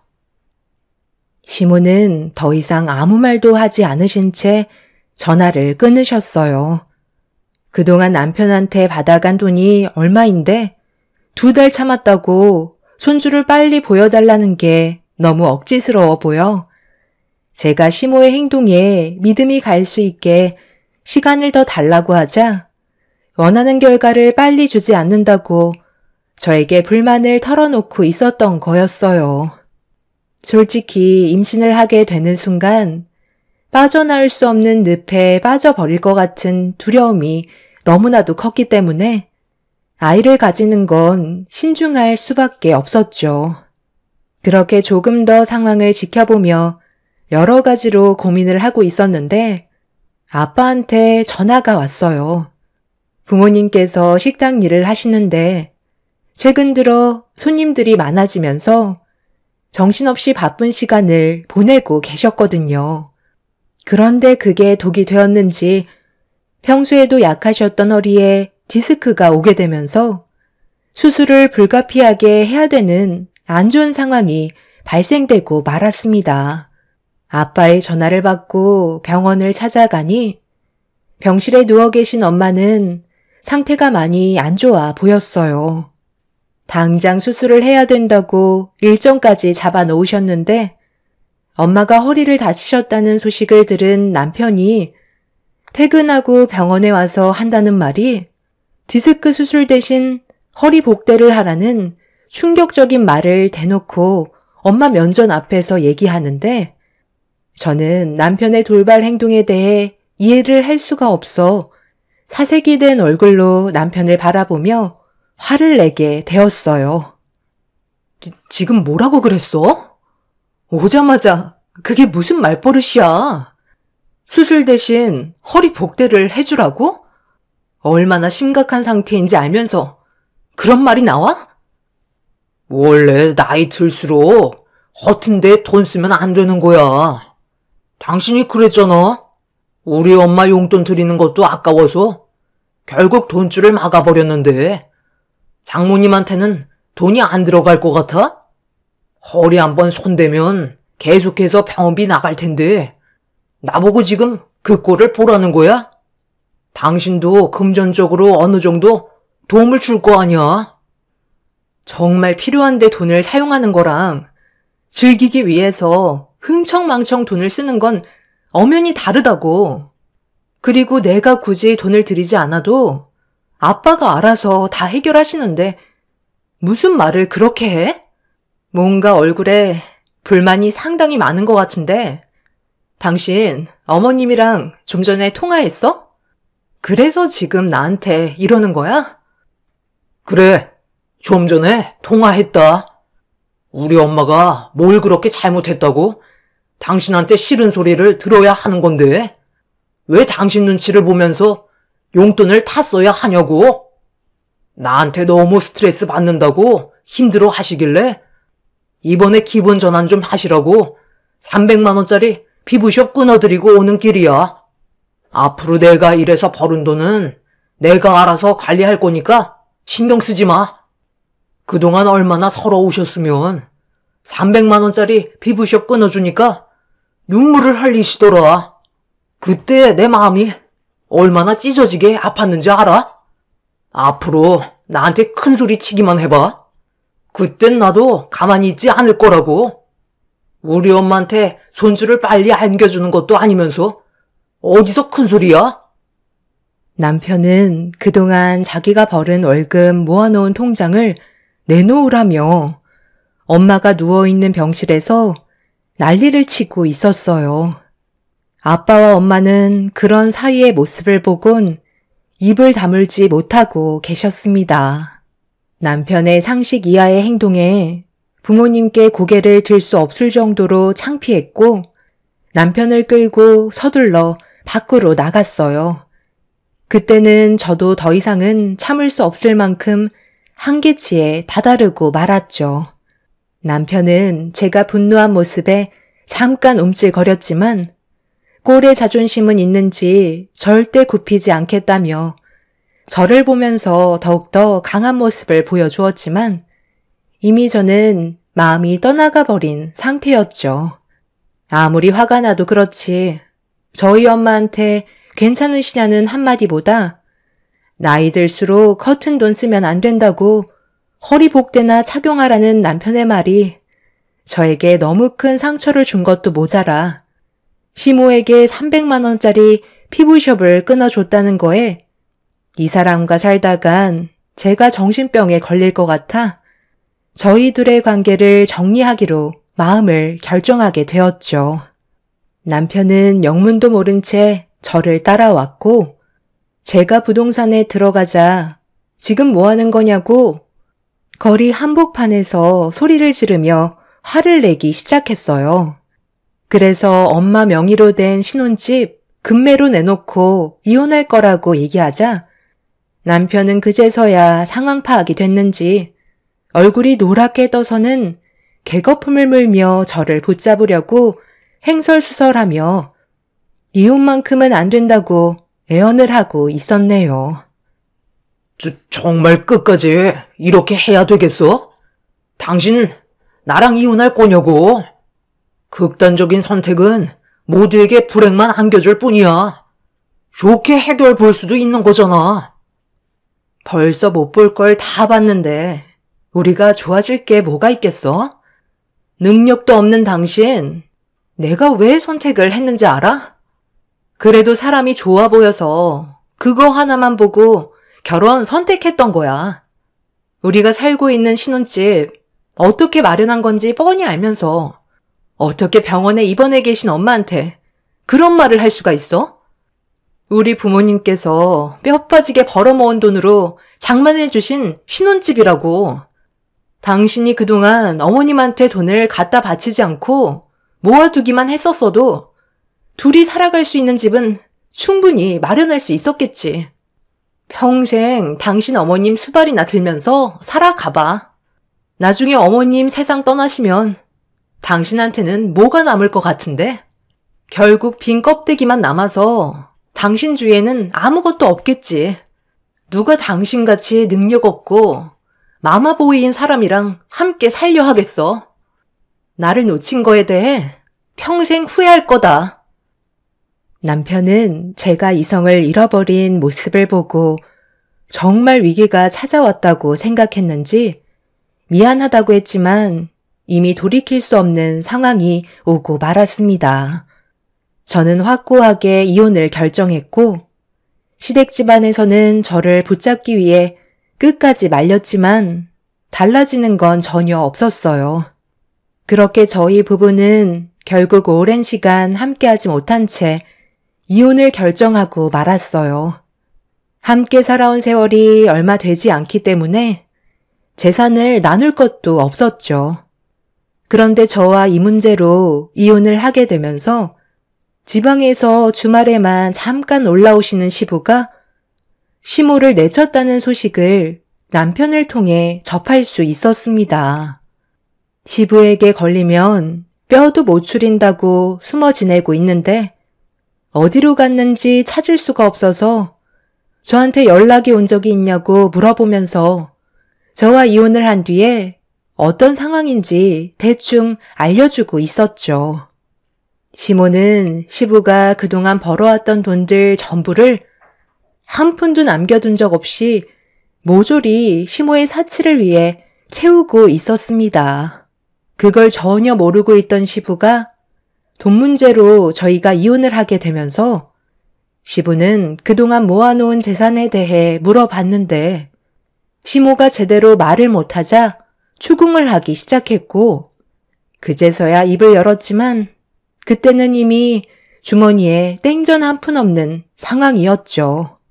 매달 생활비 빼곤 남편이 벌어오는 돈과 시부가 벌어오는 돈으로 에스테틱 시술, 성형, 쇼핑, 개모임 여행 등 시모의 욕구를 채우기 위해 흥청망청 쓰고 있었다가 결국 그 돈도 모자랐는지 상당히 많은 대출을 받게 됐다는 것까지 뒤늦게야 알게 되면서 사태 수습을 하기에는 상당히 심각한 단계까지 가게 되었다는 걸 알 수 있었어요.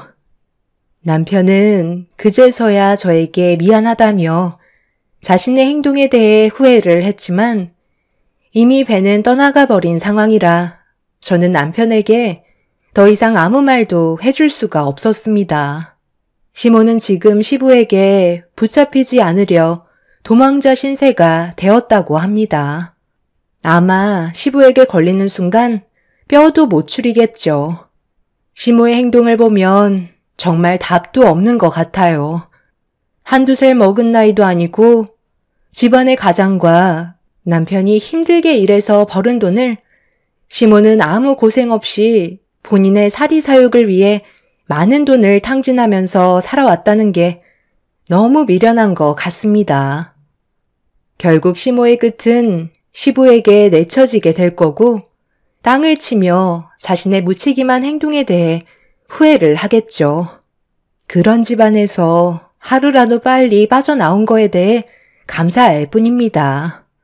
인생 경험했다 생각하고 앞으로의 시작은 좋은 날만 펼쳐졌으면 하는 바람입니다. 제 사연을 들어주신 분들 언제나 가정의 평화가 가득하시길 바라며 늘 건강 유의하시고 웃음이 끊이지 않는 가정을 만들어 가시길 바랍니다. 감사합니다. 안녕하세요. 저는 미용실을 운영하고 있는 30대입니다.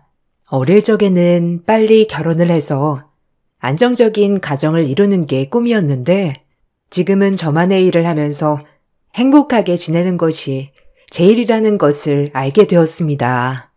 저는 고등학교 졸업을 하고 나서 바로 기술을 배웠는데요.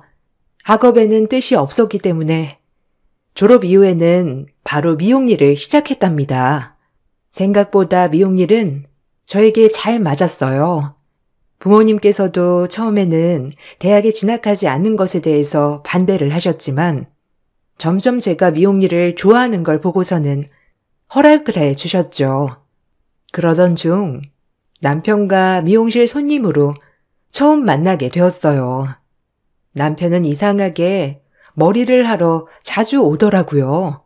어떤 날은 혼자 오기도 하고 어떤 날은 친구랑 같이 와서 머리를 하고 가기도 했어요. 그러면서 점점 친해지기 시작했답니다. 저와 몇 번 대화를 나누다 보니 남편은 저에게 호감이 생겼다며 적극적으로 호감을 표현했는데요. 저도 그런 남편이 싫지는 않았답니다. 수민 씨, 저는 수민 씨랑 같이 가정을 꾸리고 싶어요. 수민 씨가 아직 젊다는 건 알지만 저는 놓치고 싶지 않습니다. 저와 결혼해 주시겠어요? 동우 씨, 저는 사실 걱정이 되는 게 있어요. 동우 씨는 좋은 학벌에 좋은 직장에 다니고 있지만 저는 고졸이잖아요. 거기다가 동우 씨 가족분들 모두 유명대학교 출신이시고요. 저를 받아들이실 수 있을까 너무 걱정이 되네요. 수민 씨, 아니에요. 저희 집안 그렇게 꽉 막힌 집안 아닙니다. 혹시라도 그런 일 있으면 저는 수민 씨를 선택할 거예요. 저는 한편으론 걱정이 많이 되었어요. 고등학교 졸업을 하고 나서 바로 미용일을 배웠기 때문에 대학문은 아예 밟아보지도 못했었거든요. 그래서 과연 시댁에서 나를 온전히 받아줄 수 있을까 싶었어요. 특히나 남편뿐만 아니라 시부모님, 형제들 모두 명문대 출신이었기 때문에 더 걱정이 컸던 것이 사실이었어요. 역시나 시댁에서는 저의 결혼을 결사 반대하고 나섰습니다. 특히나 시어머니는 고졸이라는 사실을 알고 나서는 격렬하게 반대를 하셨고 한 차례 쓰러지시기까지 하셨어요. 다른 건 몰라도 대학도 나오지 않은 며느리를 드릴 수 없다는 게 시어머니의 생각이셨죠. 남편은 그런 가족들을 보고 나서 너무나 화가 났다고 했어요. 남편은 학벌이라는 게 좋으면 좋은 거지만 그렇다고 해서 사람의 가치랑 동등하다고 보진 않았거든요. 시댁 식구들의 그런 태도에 남편은 환멸이 나서 결국 연을 끊고 바로 제가 살고 있던 집으로 들어와 살게 되었습니다. 저는 그런 남편이 고맙기도 했지만 미안한 마음이 들었어요. 제가 꿈꾸던 가정은 이런 식으로 만들어지는 것이 아니기도 했고 나 때문에 평생을 함께한 가족들과의 관계가 깨진다는 것이 너무나 미안했답니다. 그래서 처음에는 남편과 헤어지려고 했었어요. 남편에게도 더 이상은 힘이 들고 안 되겠다며 헤어짐을 고하였지만 남편은 헤어지자고 한 이후로 며칠을 집 앞에서 빌고 또 빌었습니다. 거기다가 저와 헤어질 수 없다며 저희 부모님도 찾아가 빌기도 했었죠. 그런 남편의 태도에 시댁 식구들이 반대한다는 말을 듣고 허락해 줄 수 없다고 말했던 저희 식구들도 결국 남편을 받아주었어요. 오히려 저에게 남편만 보고 살아봐도 괜찮을 것 같다고 말할 정도였답니다. 남편은 헤어짐 이후 밥도 먹지 않고 하루 종일 일만 했고 결국 쓰러지게 되었어요. 그렇게 쓰러진 후에 연락을 받고 달려간 곳에서 저는 시댁 식구들을 볼 수 있었죠. 네가 감히 우리 아들에게 이런 짓을 해? 결혼을 반대한다고 했으면 알아서 잘 마무리해야 하는 거 아니니? 어떻게 이 지경이 될 때까지 그냥 놔둘 생각을 하니? 역시나 내가 예상한 대로 못 배워먹은 것들은 받아주면 안 되는 거야. 이렇게까지 힘들어할 줄은 몰랐습니다. 헤어지자고 했고 다시는 만나지 않겠다고 얘기했어요. 네가 독하게 행동해서 더 그런 거 아니니? 너 같은 애들이 한둘인 줄 알아? 애를 홀려놓고서는 냉정하게 해서 안달복달하게 만든 거잖아. 어떻게 그런 말씀을 하세요? 그런 거 아니에요, 어머님. 어디서 어머님이라고 해? 니까짓 게 뭐라고 우리 아들을? 시어머님은 저에게 엄청난 폭언을 쏟아부었고 저는 그대로 들을 수밖에 없었어요. 그러다가 남편이 깨어나게 되었고 그제야 시모의 난동은 그치게 되었습니다.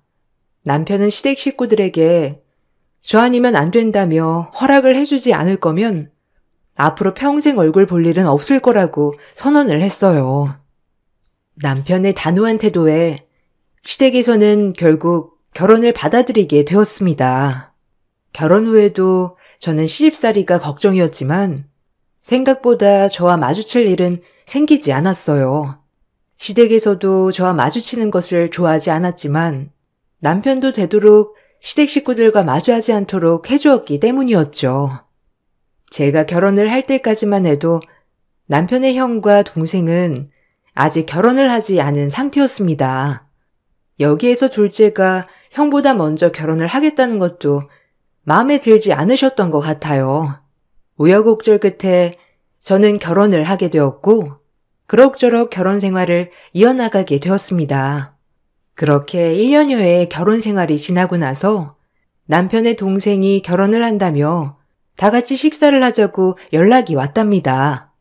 저는 남편과 함께 식사 자리에 참석을 했죠. 저 결혼할 여자 데리고 오려고요.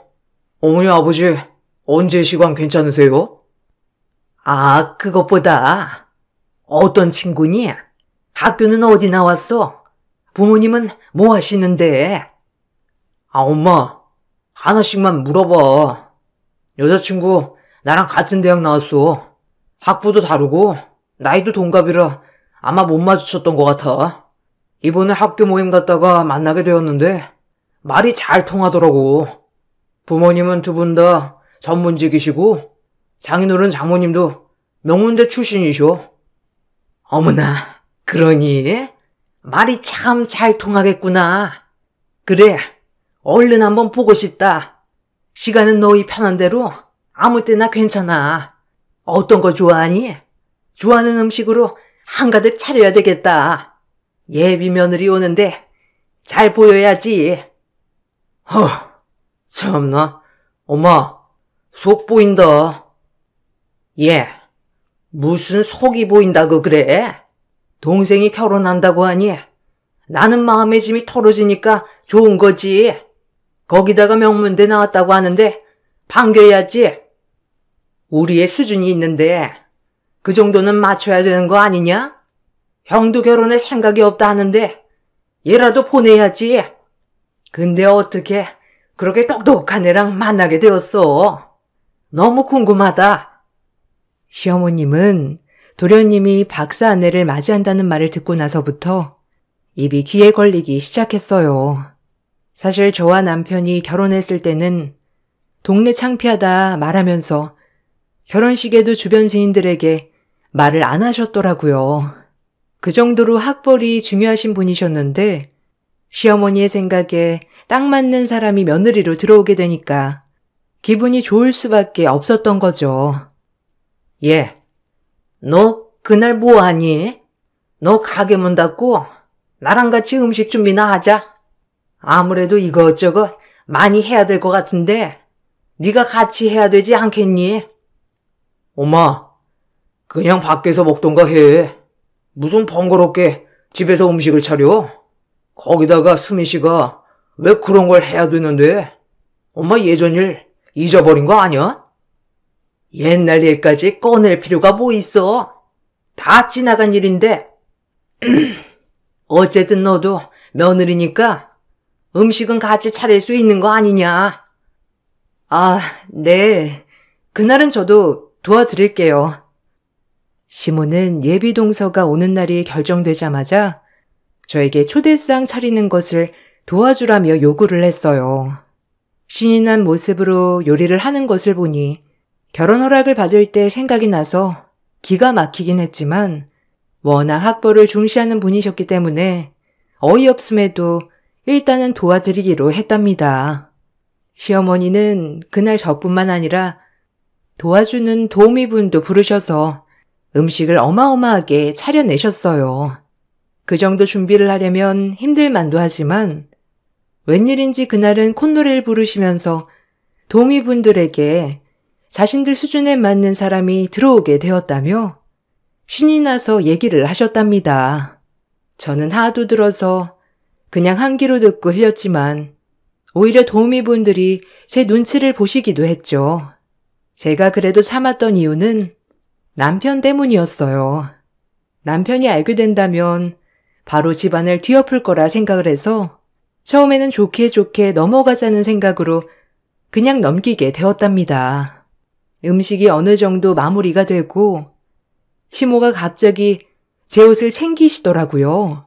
뭐 하는 걸까 그냥 쳐다보다 시모는 당연하다는 듯이 얘기를 했어요. 예, 너 뭐하니? 이제 가야지. 계속 거기 앉아서 있을 거야?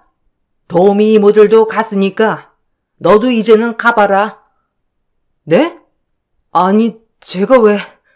아니, 오늘 동서 인사하러 온다고 한 거 아니었어요? 저도 같이 봐야죠. 네가 뭘 볼 줄이나 알고?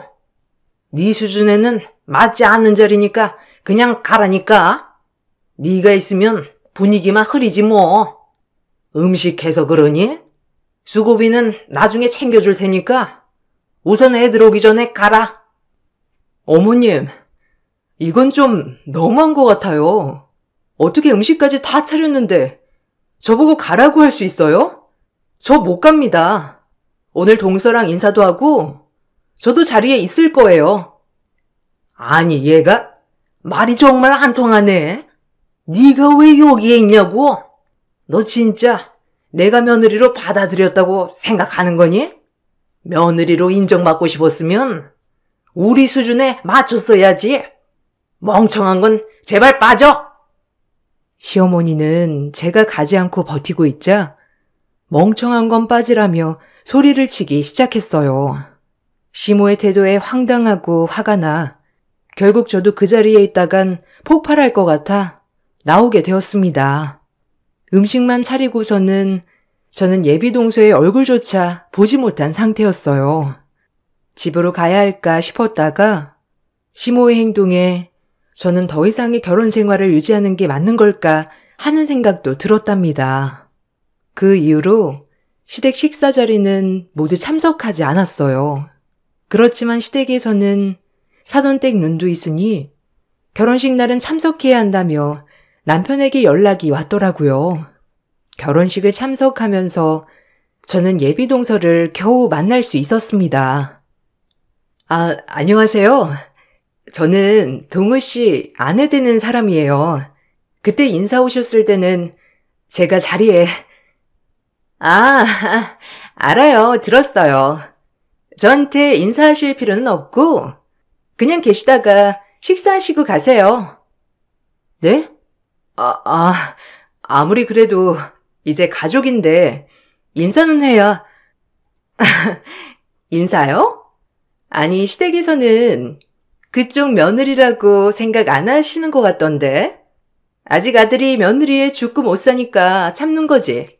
애정 떨어지면 바로 이혼시킬 거라고 하시는데 모르시나 봐요? 그때도 쫓겨나 놓고서는 눈치가 없으시나? 어쨌든 제 결혼식이니 소란 일으키지 마시고요. 저는 그날 제 위치가 어떤 곳인지 확실하게 알 수 있었어요. 이미 시동생이 동서에게 저에 대해서 이야기를 해왔던 건지 처음 보는 날부터 동서는 저를 무시하기 시작했습니다. 남편에게 말을 해야 할까 고민을 하다가도 이러나 저러나 상처를 받는 건 남편이기 때문에 저를 누구보다 아껴주는 남편에게 또다시 상처를 줄 수는 없었어요. 그래서 조금만 더 버텨보자 생각을 했었죠. 결혼식 날 시댁 식구들은 사돈댁에 저를 소개하지도 않고 지나갔답니다. 얘 동우야, 사돈댁 인사하러 가자. 그때 너 상견례 때 못 왔잖니? 그래도 한 번은 인사해야지. 아, 그래요 엄마. 여보, 가자. 아니. 얘는 아까 인사했으니까 너만 가면 돼. 언제요? 계속 같이 있었는데? 그냥 또 같이 가면 되지. 무슨 나만 가요? 아우, 정신없으니까 그냥 너만 훅 갔다 오자고. 예, 너 잠깐 기다릴 수 있지? 금방 인사만 하고 보내마. 시모는 남편 앞에서는 이미 제가 인사를 했다며 얘기를 하고는 남편 팔을 이끌고 사돈댁 인사를 가기도 했습니다. 그 모습을 보면서 저는 분노를 참을 수 없었지만 언젠가는 이 상황을 대갚음해 줄 수 있는 날이 있을지도 모른다는 생각을 하고 꾹 참았죠. 결혼식이 끝나고 신혼여행을 다녀온 동서 부부가 인사를 한다고 해서 저와 남편은 그 자리에 참석을 하게 된 날에도 시댁 식구들의 행동은 멈출 줄 몰랐습니다. 예, 넌 가서 덜어먹을 접시 좀 가지고 와라. 엄마, 왜 자꾸 내 와이프만 시켜? 여기 얼마나 와봤다고. 사람이 이렇게나 많은데 내가 가지고 올게. 넌 그냥 앉아있어. 새 식구 왔는데 자꾸 엄마 채면 깎아먹을 거야? 그래요, 아주버님. 큰 아주버님은 자주 봬도 작은 아주버님은 뵙기 힘들잖아요. 뭐하니? 가서 접시도 가지고 오고 후식으로 먹을 것 좀 챙겨봐라. 아니 얘는 왜 이렇게 굶주나 몰라? 어머, 어머님, 답답하셨겠다. 역시 뭘 할 줄 알아야 빠릿빠릿 움직이실 텐데. 형님도 참. 아유, 그러게나 말이다. 내가 새 식구 들어와서 이런 말 하는 게 아니라 딱 우리 집안에 맞는 사람이 들어와가지고 얼마나 기쁜지 몰라. 아유, 어머님. 형님 서운하시겠어요. 시댁 식구들은 제가 있든 없든 아랑곳하지 않고 무시하기 바빴고 그 안에서 화를 내는 건 남편밖에 없었습니다. 그나마 새 식구가 들어와 첫 식사를 하는 날이었기 때문에 남편은 꾹 참고 식사 시간이 끝나기만을 기다리는 듯 했어요.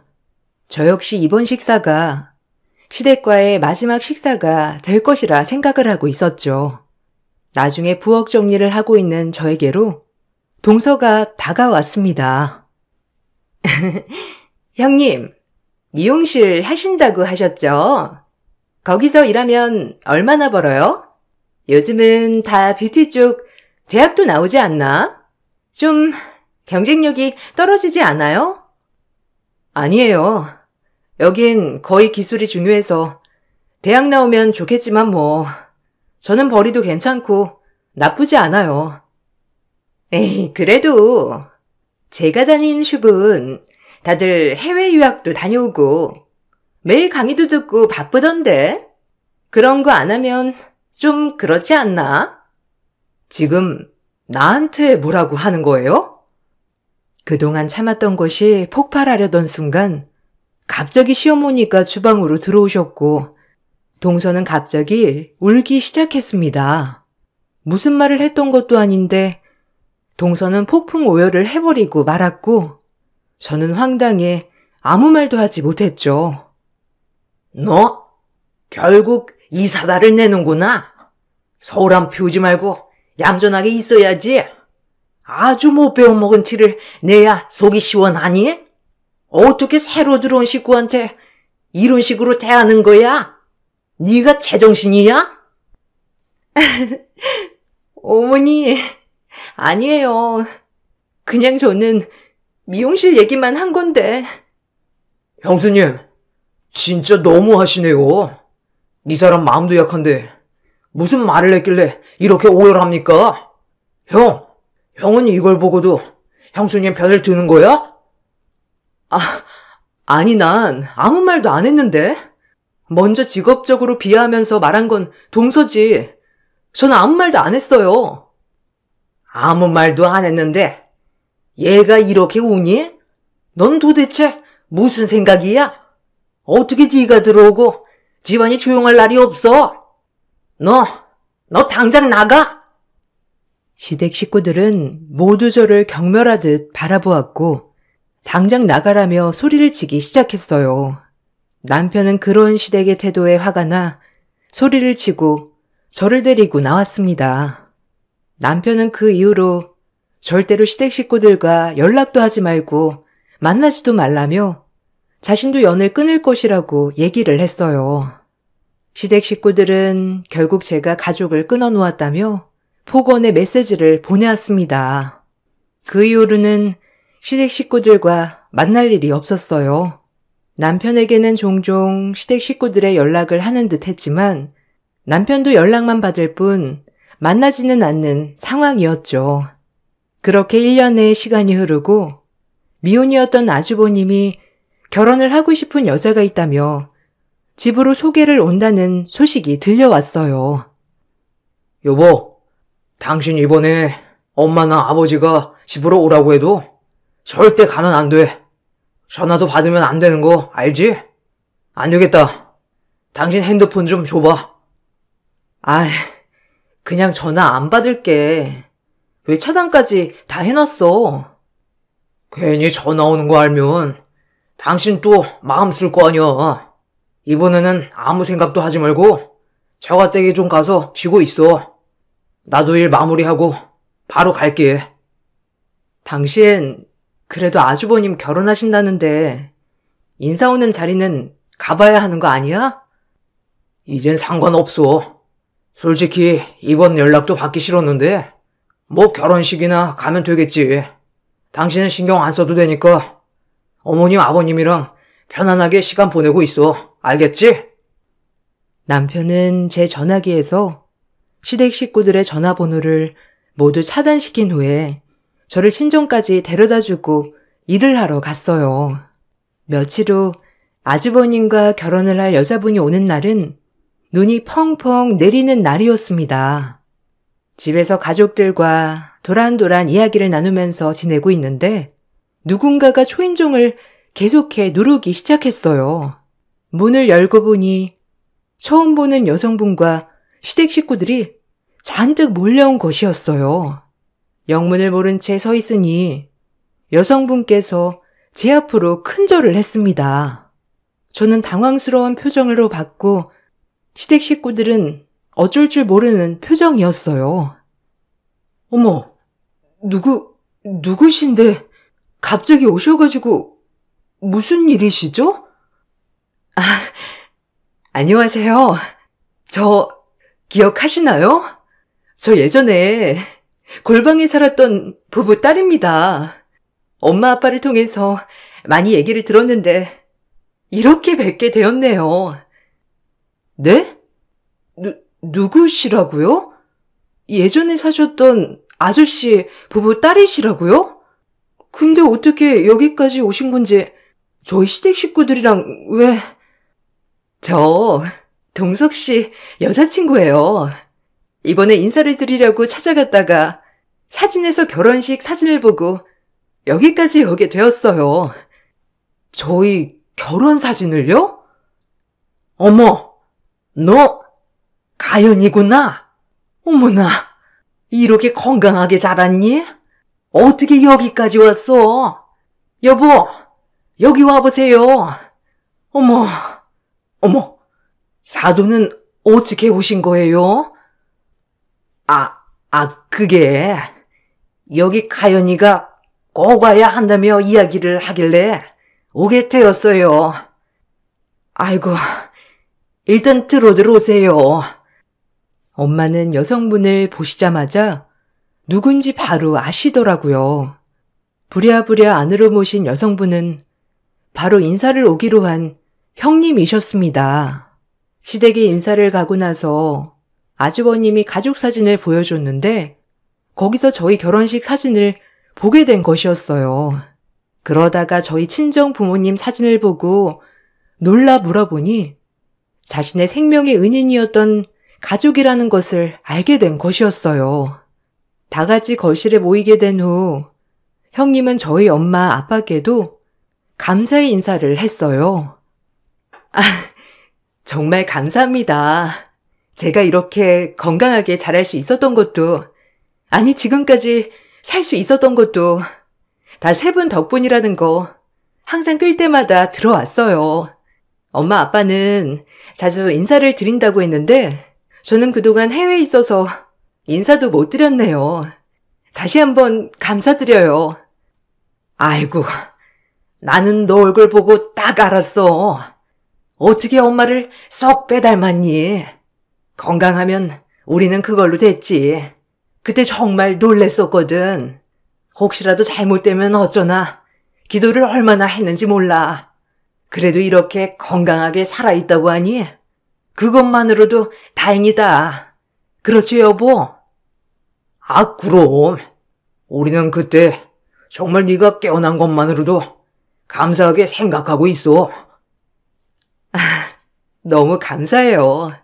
그때 저를 구하려고 따님께서 정말 애를 많이 썼다고 들었어요. 제 생명의 은인이라고. 꼭 한번 뵙고 싶었는데 이렇게 뵐 수 있어서 다행이에요. 저는 너무 어릴 적이 기억이라 가물가물하게 생각나는 일이었지만 엄마가 얘기를 해 주시자 기억이 나기 시작했어요. 엄마와 아빠는 지금까지 사업체를 운영하고 계셨는데 20년 전 친하게 지내던 후배가 사업을 하다가 망하게 되었다고 했어요. 집에는 온통 빨간 딱지가 붙어졌고 바로 당장 길거리로 나앉게 생겼던 것이죠. 저희 부모님은 그 모습을 보고 무시할 수 없었다고 하셨어요. 그때 아빠 후배가 정말 힘들고 어려운 시기였거든. 당장 집에서 나와야 하는데 너랑 비슷한 또래 딸이 있다고 하는 거야. 그게 너무너무 마음에 걸려서 엄마가 우리 집 골방 조금 고쳐서 거기서 살면 어떻겠냐고 얘기를 했지. 맞아. 그때 들어오고 나서도 한 몇 년 있었는데 하긴 너는 그때 기억이 가물가물 했을 수도 있겠다. 왜? 그때 무슨 일 있었어? 그때 우리 집에 옛날에 있었던 하우스 물 받아두는 통 같은 거 기억나? 단독주택 산다면서 엄청 좋아했는데 그게 딱 있더라고. 전에 살던 사람이 원래 그 뒤쪽으로 작물을 많이 길렀는데 그때 사용했던 건가 봐. 근데 좀 깊기도 했지. 물 넣으면 나도 빠져서 못 나올 정도였으니까. 어느 날인가 엄마랑 아빠랑 거기 후배 부부랑 같이 골방에서 고장난 것들 고치고 이것저것 하고 있었고 너랑 가연이는 집안에서 TV 보면서 놀고 있었거든. 한 3-4시간 지났나? 한 번쯤 왔을 법한데 안 오길래 방에 가봤는데 너네 둘 다 없는 거야. 그때부터 찾기 시작했는데 어딜 가도 보이지가 않았어. 아니 그래가지고 내가 좀 이상하다 싶어서 뒤뜰에 가봤거든. 거기는 그 우물이랑 나무들밖에 없어서 거기 갈 일이 없는데 여기 말고는 갈 곳이 없잖아. 그래서 가봤더니 원래 그 위로 닫혀있던 발판이 떨어져 있더라고. 뭔 일이 났나 싶어서 바로 달려갔지. 아니 근데 거기에 너랑 가연이가 딱 들어가 있는 거야. 엄마랑 아빠는 지금도 가슴이 두근거리신다며 얘기를 하셨어요. 그때 처음에는 치워야지 했는데 땅속으로 매립이 되어 있어서 당장은 힘들고 겨울철이라 봄이 되면 해야지 생각을 하셨다고 해요. 그때까지만 하더라도 별일이 있겠나 싶었는데 호기심 많았던 저희가 그곳으로 갔던 거였어요. 근처에서 놀고 있던 저는 전부터 엄마가 조심하라고 해서 그쪽으로는 안 갔지만 형님은 거기 근처에 갔다가 쏙 빠지고 말았던 거였어요. 저는 형님을 구하려고 바로 들어갔는데 물을 받아둔 건 아니라서 많이 차지는 않았지만 눈과 비 때문에 허리까지 올라온 상태였던 거였어요. 아유, 딱 보니까 네가 가연이를 업고 있더라고. 얼마나 시간이 지난 건진 모르겠는데 잠바는 다 가연이 덮어주고 애를 업고서 울고 있는데 그때만 생각하면 진짜 조금만 있었으면 큰일 났겠다 싶었어. 그때 꺼냈는데 가연이가 정신을 잃어서 얼마나 걱정을 했는지. 맞아요. 그때 저는 떨어지면서 기절을 했다고 하셨어요. 그냥 누운 채로 있었으면 물을 먹고 이 세상 사람이 아닐 수도 있었다고. 근데 따님분이 저를 들쳐업고 있어서 물도 안 먹고 살 수 있었던 거라며 엄마랑 아빠가 계속 얘기하셨거든요. 그러게. 그때 어떻게 그런 생각을 했나 몰라. 그걸 그냥 치우면 좋았을 거를 그냥 놔뒀던 게 문제였었지. 아무튼 이렇게 건강하다니 다행이다. 가연이 너네 엄마 아빠랑은 자주 보고 있어. 건강하다고는 들었는데 이렇게 실제로 보니 너무 기쁘네. 이야기를 하는 동안 시댁 식구들은 안절부절 어떻게 해야 할까 난감한 표정으로 앉아 있었어요. 어떻게 여기까지 같이 오게 되었을까 너무 궁금해 물어보게 되었답니다. 근데 형님은 어떻게 저희 시댁 식구들이랑 여기까지 오게 되신 거예요? 아, 내가 그 사진 보자마자 가야 된다고 바로 나왔거든요. 동석 씨가 저 뒤따라 나오니까 다들 같이 오신 것 같아요. 누나서 혼자서는 위험하다면서 같이 오게 되었네요. 죄송해요. 깜짝 놀라셨죠? 저는 너무 반가운 마음에. 근데 수민 씨는 왜 시댁에 안 계셨던 거예요? 아, 여기 친정에 오느라 못 오신 거구나. 아, 그게 아니라요. 맞아. 요즘 몸이 좀 안 좋은 것 같아서 진정해서 좀 쉬라고 얘기했어. 아이고 사돈, 우리 수민이 잘 지내고 있죠? 시모는 제가 혹시라도 사실을 얘기할까 싶어서 능글맞은 표정으로 웃으며 얘기를 했습니다. 시댁 식구들 모두 아무런 말도 못하더라고요. 특히나 시모는 형님이 아주버님과 결혼을 하지 않을까 전전긍긍하는 모습이었답니다. 반가운 회포를 마치고 나서 며칠 후 저는 시모에게 만나자는 연락을 받게 되었어요. 웬일로 저에게 먼저 만나자고 하셨어요? 아니, 그게 아니라, 그래, 내가 잘못했다. 너한테 잘못 대한 거 모두 사과하마. 사실 내가 학벌에 좀 예민하다 보니까 그냥 생각 없이 내뱉은 말들이야. 그러니까 나를 용서해다오. 갑자기요? 갑자기 왜 그렇게 사과하세요? 아, 제가 형님한테 쓸데없이 다 얘기할까봐 겁나서 그러시는 거예요? 아니, 그렇다기보다는 어쨌든 사과 받아줄 거지? 너희 아주버님 이번에 결혼 안 하면 기회가 없을 것 같아서 그래. 나이도 있고 그 정도 여자 만나기도 쉽지 않을 것 같고, 그래도 아주버님 결혼은 시켜야 하지 않겠니? 결국 아주버님 때문에 울며 겨자 먹기로 저한테 사과하시는 거네요? 아니, 얘는 사람이 사과를 하면 그대로 믿어줘야지. 무슨 그런 말을 해? 수민아, 내가 미안하다. 그러니 알지? 시어머니는 그동안의 자신의 행동을 혹시라도 형님에게 얘기를 할까 두려워 저에게 계속해 사과를 해왔답니다. 그것을 알게 된 남편은 바로 시댁에 찾아가 더 이상 저에게 연락도 관여도 하지 말라며 뒤집어 엎어버렸죠. 남편은 더 이상 자신은 부모가 없다며 시댁이 없는 것으로 생각하라 얘기를 했습니다. 그 뒤로 형님께서는 제가 시댁 행사에도 나오지 않자 연락을 해 오셨어요. 저는 말을 해야 하나 어떻게 해야 하나 고민을 했는데 남편이 그동안의 일을 모두 말했답니다. 어머, 수민 씨 정말 힘들었겠어요. 전 사실 공부는 많이 했지만 내가 그때로 돌아가면 지금도 수민 씨처럼 할 수 있을까 싶어요. 어른도 아니고 그 어린아이가 사람 구하겠다고 그 통 안으로 들어가는 게 얼마나 용기 있는 건데 그런 수민 씨를 시댁에서는 알지 못하네요. 아, 괜찮아요.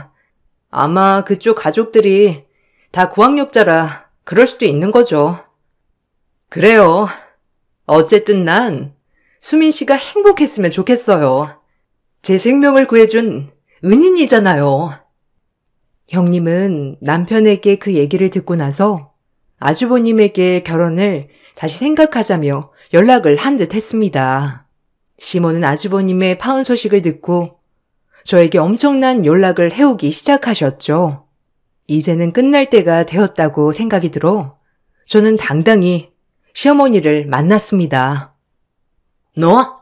결국 네가 우리 집을 망치는구나. 너 때문에 우리 집안이 이 꼴이 된 거야. 죄책감은 가지고 있긴 하니?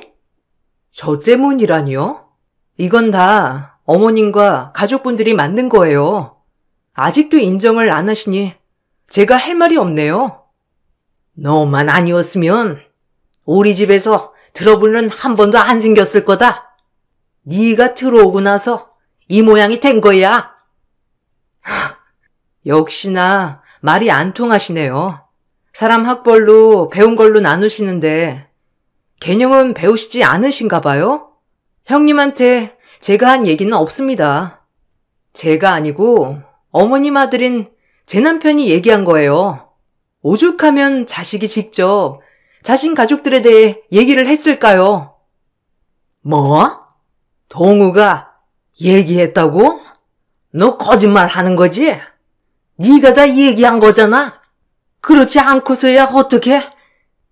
거짓말 같으시면 한번 전화라도 해보시던지요. 할 말 더 없으시죠? 전 더 이상 어머님 뵙고 싶지가 않아서요. 그만 가보겠습니다. 시모의 당황스러운 얼굴을 뒤로하고 저는 모든 시댁 전화를 차단했습니다. 남편은 자신의 행동을 후회하진 않다고 했어요. 결국에는 이 모든 게 자신들의 가족들이 벌인 일이기 때문이었죠. 남편에게 가족을 등지게 하는 것 같아 미안한 마음이 들었지만 남편은 오히려 지금의 상황으로 시댁 식구들이 깨달은 게 있었으면 좋겠다고 하더라고요. 형님이 될 뻔했던 가연 씨와는 자주 연락을 하며 지내고 있답니다. 어릴 적 기억이 잘 나지는 않지만 누군가에게 내가 도움이 될 수 있는 귀중한 사람이었다는 게 그동안 낮아졌던 제 자존감을 높이게 되었네요. 지금까지 저의 긴 이야기를 들어주셔서 감사합니다. 여러분도 자신의 가치를 소중하게 생각하는 사람들과 함께하길 바랄게요.